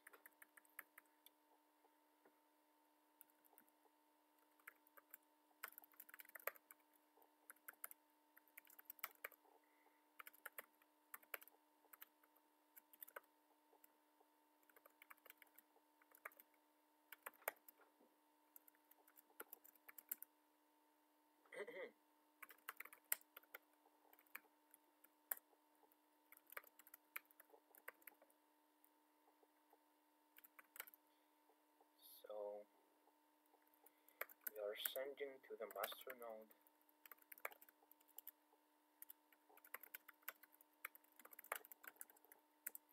everything that happened.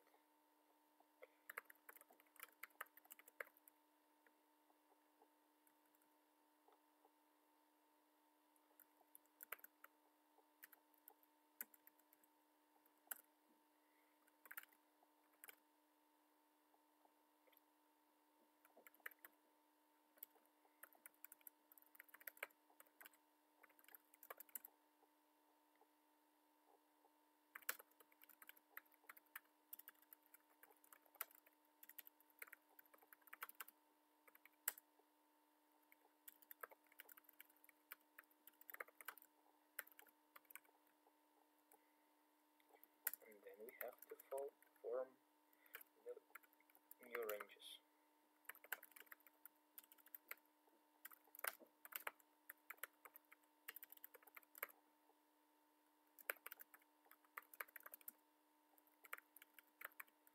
And that's pretty much it.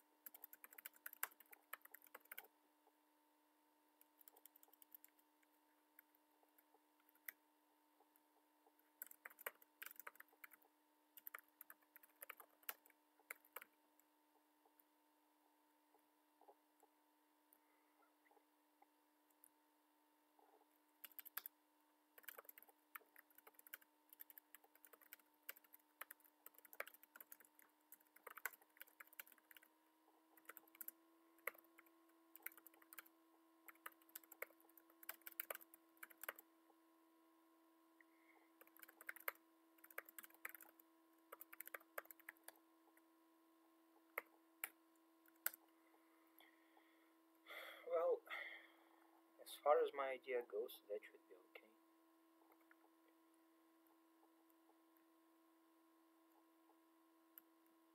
What X? Should be Y probably.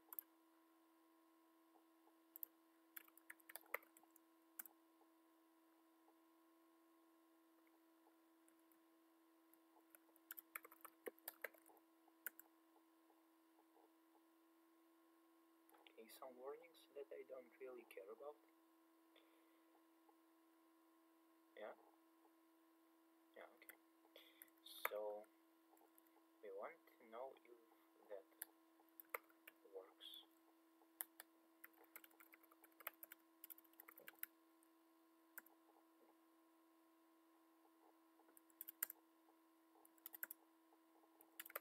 Well, it produces correct answers.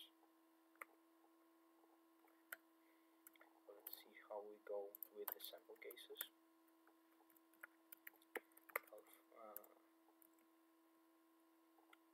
I'll abandon my previous test case because I will construct much better.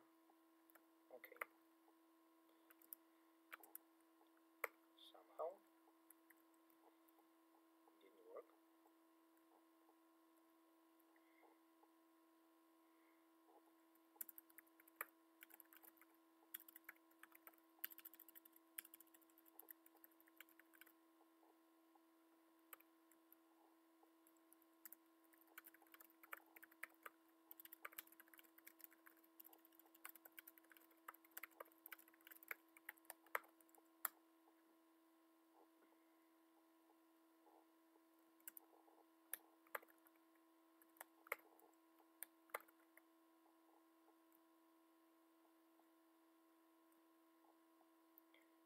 Why fail insert?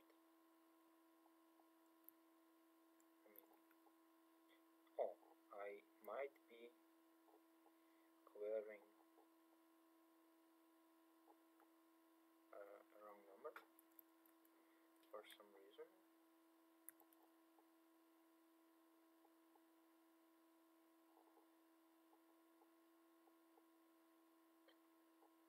Is that what it is? suppose I can't.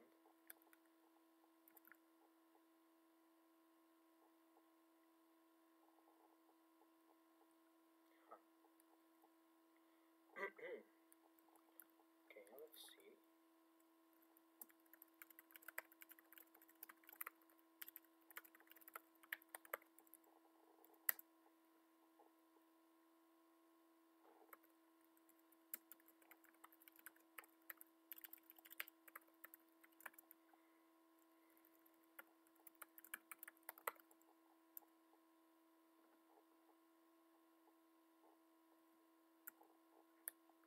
Yeah, someone wants to. Oh, okay. That's because that's the wrong solution. That's because my range was bad. It should be something along the lines of this.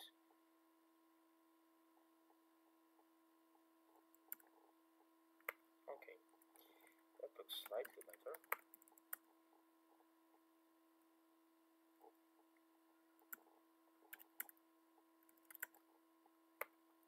Yeah, we seem to. And let's see how it reads with the cutoffs.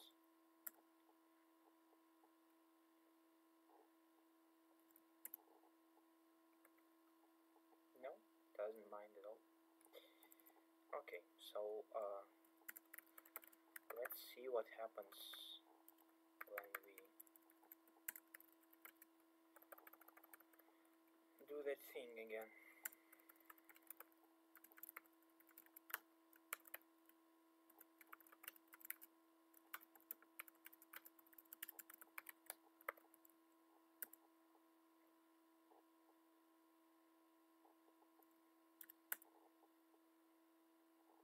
Huh. So it performs bad if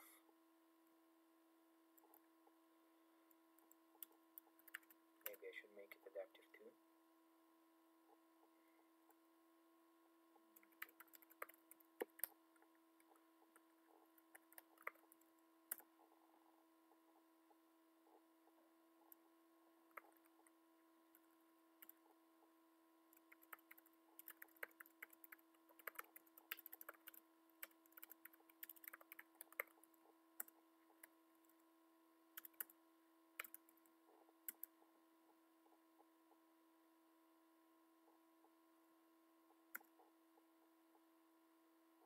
Okay, so this guy did all the job, and then two guys did all the job, and we had so 10 guys are doing the job, and 100 guys are doing the job, and it seems to be fine.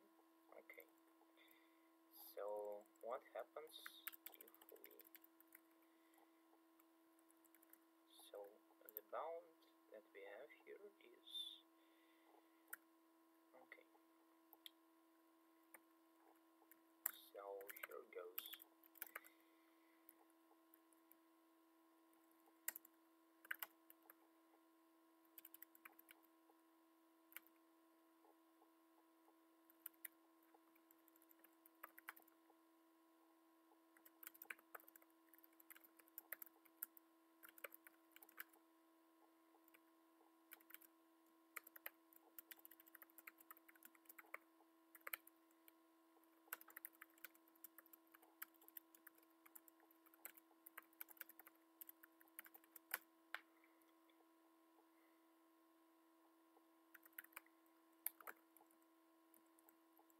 So this is a bad case.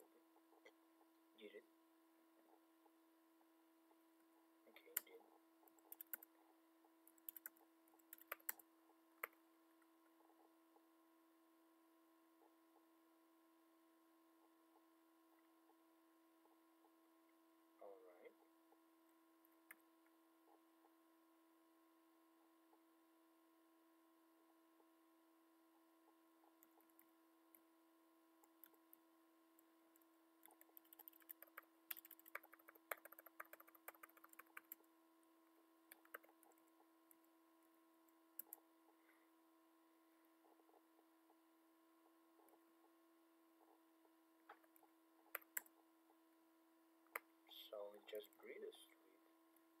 I don't know.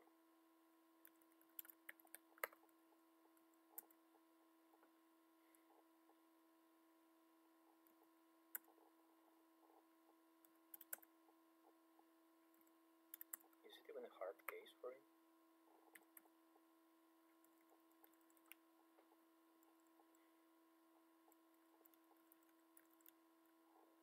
Seems like something wrong.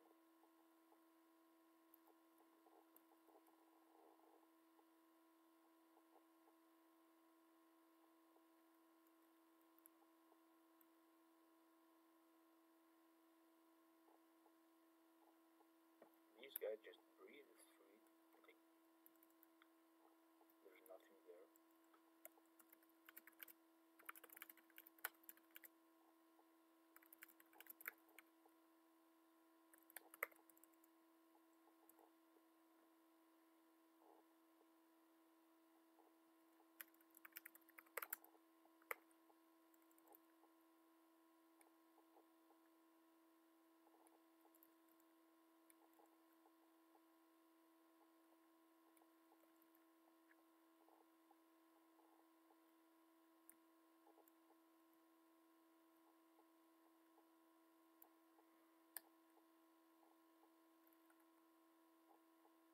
I don't know.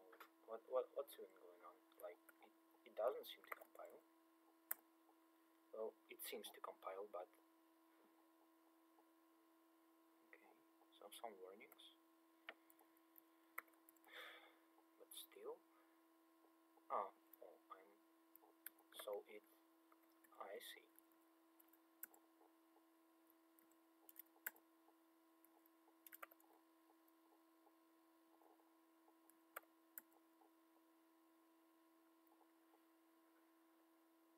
So they do it within a single iteration.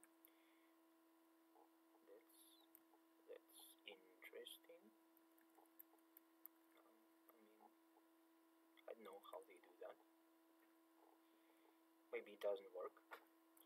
Maybe I should check against some other cases, because I believe I checked for them, didn't I?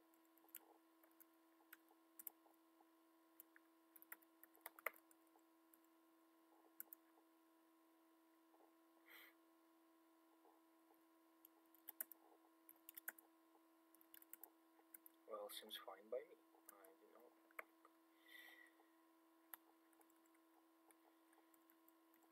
I believe my case is the hardest in some sense, and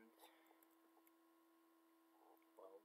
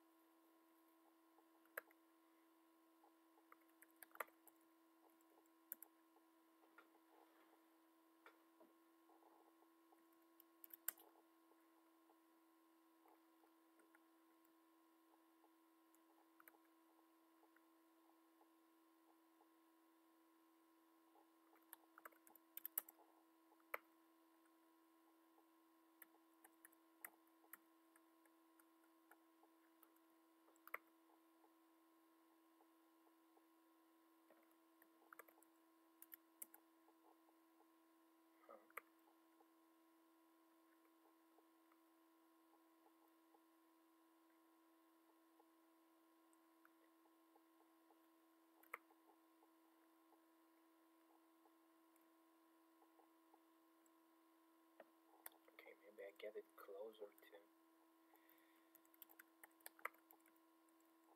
one side.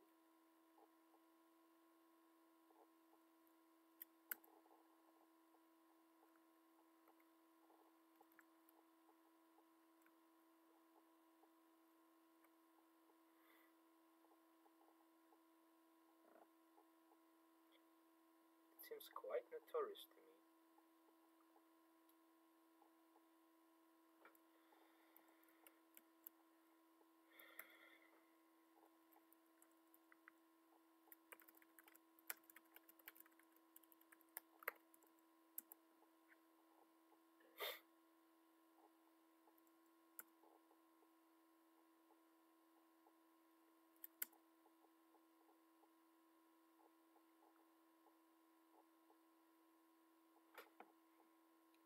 the first guy got his thing,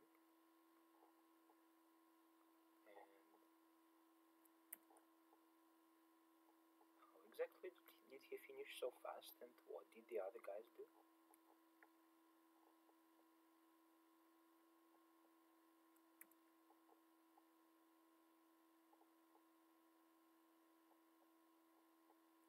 It doesn't make sense to me at all.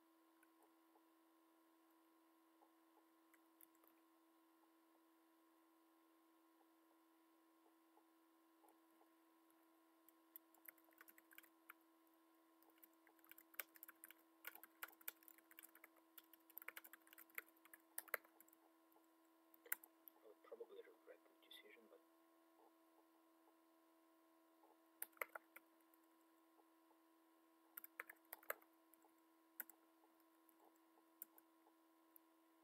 I don't have much time, though.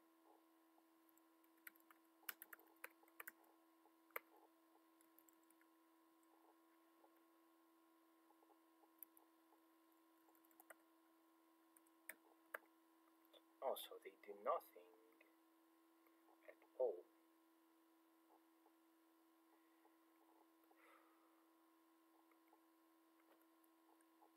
Yeah, I see. So even the guy who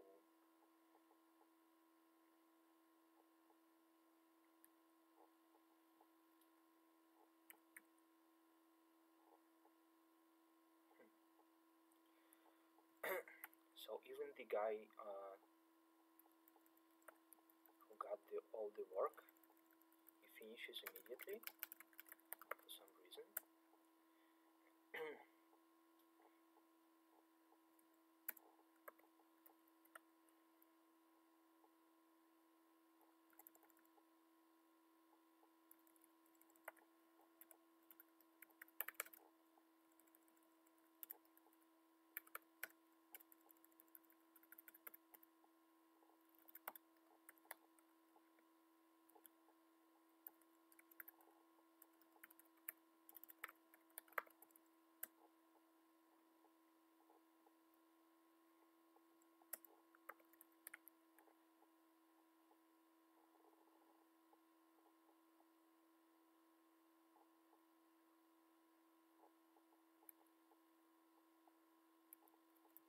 So for some reason this guy finishes.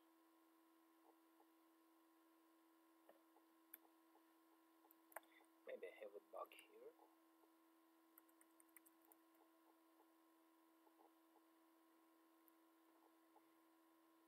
Well, I don't seem to.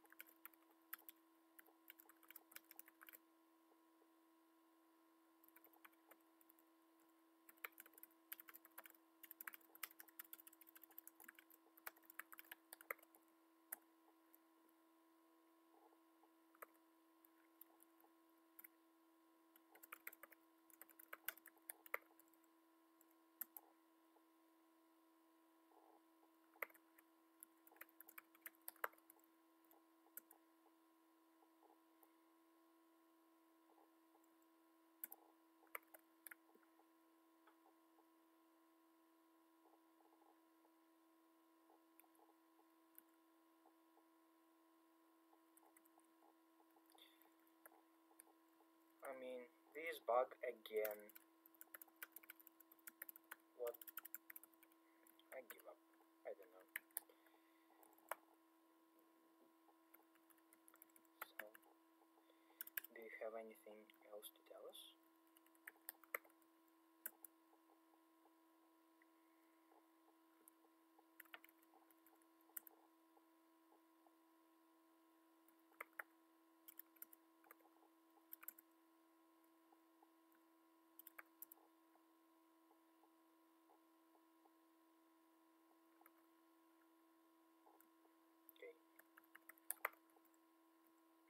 So, seems like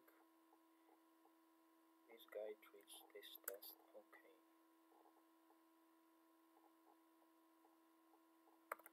No, please don't. Please don't.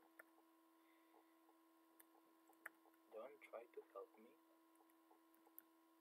No, don't do that.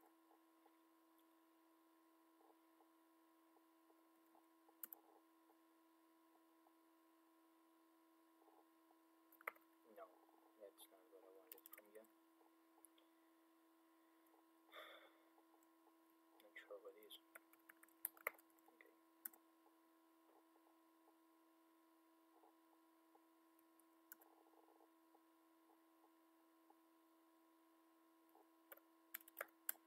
Okay, so in this particular case, this actually looks decent. And I will check one more time if it works. Of course, there's no way of telling like how will hard cases treat me.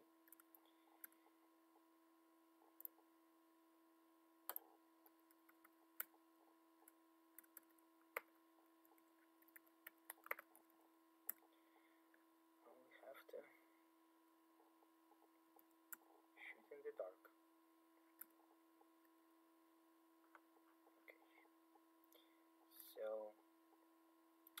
I've run the test that I suspect to be hardest possible, and feel like the only thing I can do now is submit with 10 minutes ago, and I barely reached this spot, which should give me like with which I should advance, and the scoreboard is not working again. So I might as well be out of range of advancing now. Don't think it calculates the number of wrong. It's the number of submits on the test run. Yeah, so I believe I did everything I can, aside from maybe resubmitting my code. But so I didn't spend any time tweaking this value. It feels reasonable to me still. So that the total number of iterations is, yeah. Well, we'll see how it goes.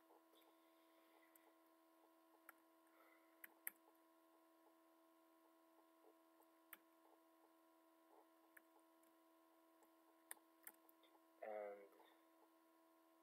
yeah, I don't really want to do with this problem anything at this point. Seems to me like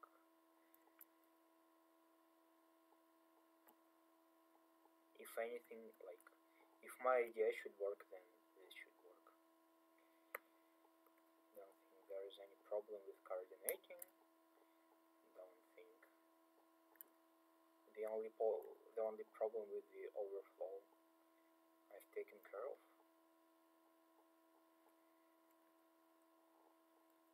I suppose. So yeah, that's pretty much revision of my performance today. And well, you can't say anything at this point because I believe like it feels that the large subproblems of the last two problems are kind of unpredictable. You can fail them in any kind of unexpected way. So I believe 100 will be a pass after everything. Oh look, still can get pushed out of the range by someone who solved the the problems clearly, and not me who got 3 wrong tries here. With an unexpected problem with hashing library, I assume that much. Well, we'll see how it goes. I feel I have some chances. So it probably will be decided on the last subproblem here. The one who got the correct algorithm, or at least the algorithm that manages to avoid the traps and spikes that the problem setters could come up with. These ones will be sure to advance, and for the rest of us, there's no telling. It may be that quick 70 will be a pass or something. So yeah, I don't think there's much to tell about the rest. Probably I've told enough during the time I've wrote my code and spent some time explaining. We'll see how it goes. So in advance, congratulations to the guys who managed to pass, who will manage to pass, and congratulations to the guys who advanced to the regular cut-jam finals yesterday, which luckily included me, and yay me, that's my first time coming to the Google cut-jam final. So I'll be closing my screencast now, and we'll wait for the results. Good luck, and I'll be glad to hear any feedback on what happened on the stream here, maybe some technical problems. Oh yeah, by the way, the noise that you're hearing is the noise of my laptop. I can't do anything with it. Alright, so I'm probably wrapping this up. Thank you for watching, and I hope to do more, and I hope you come back to watch. Take care.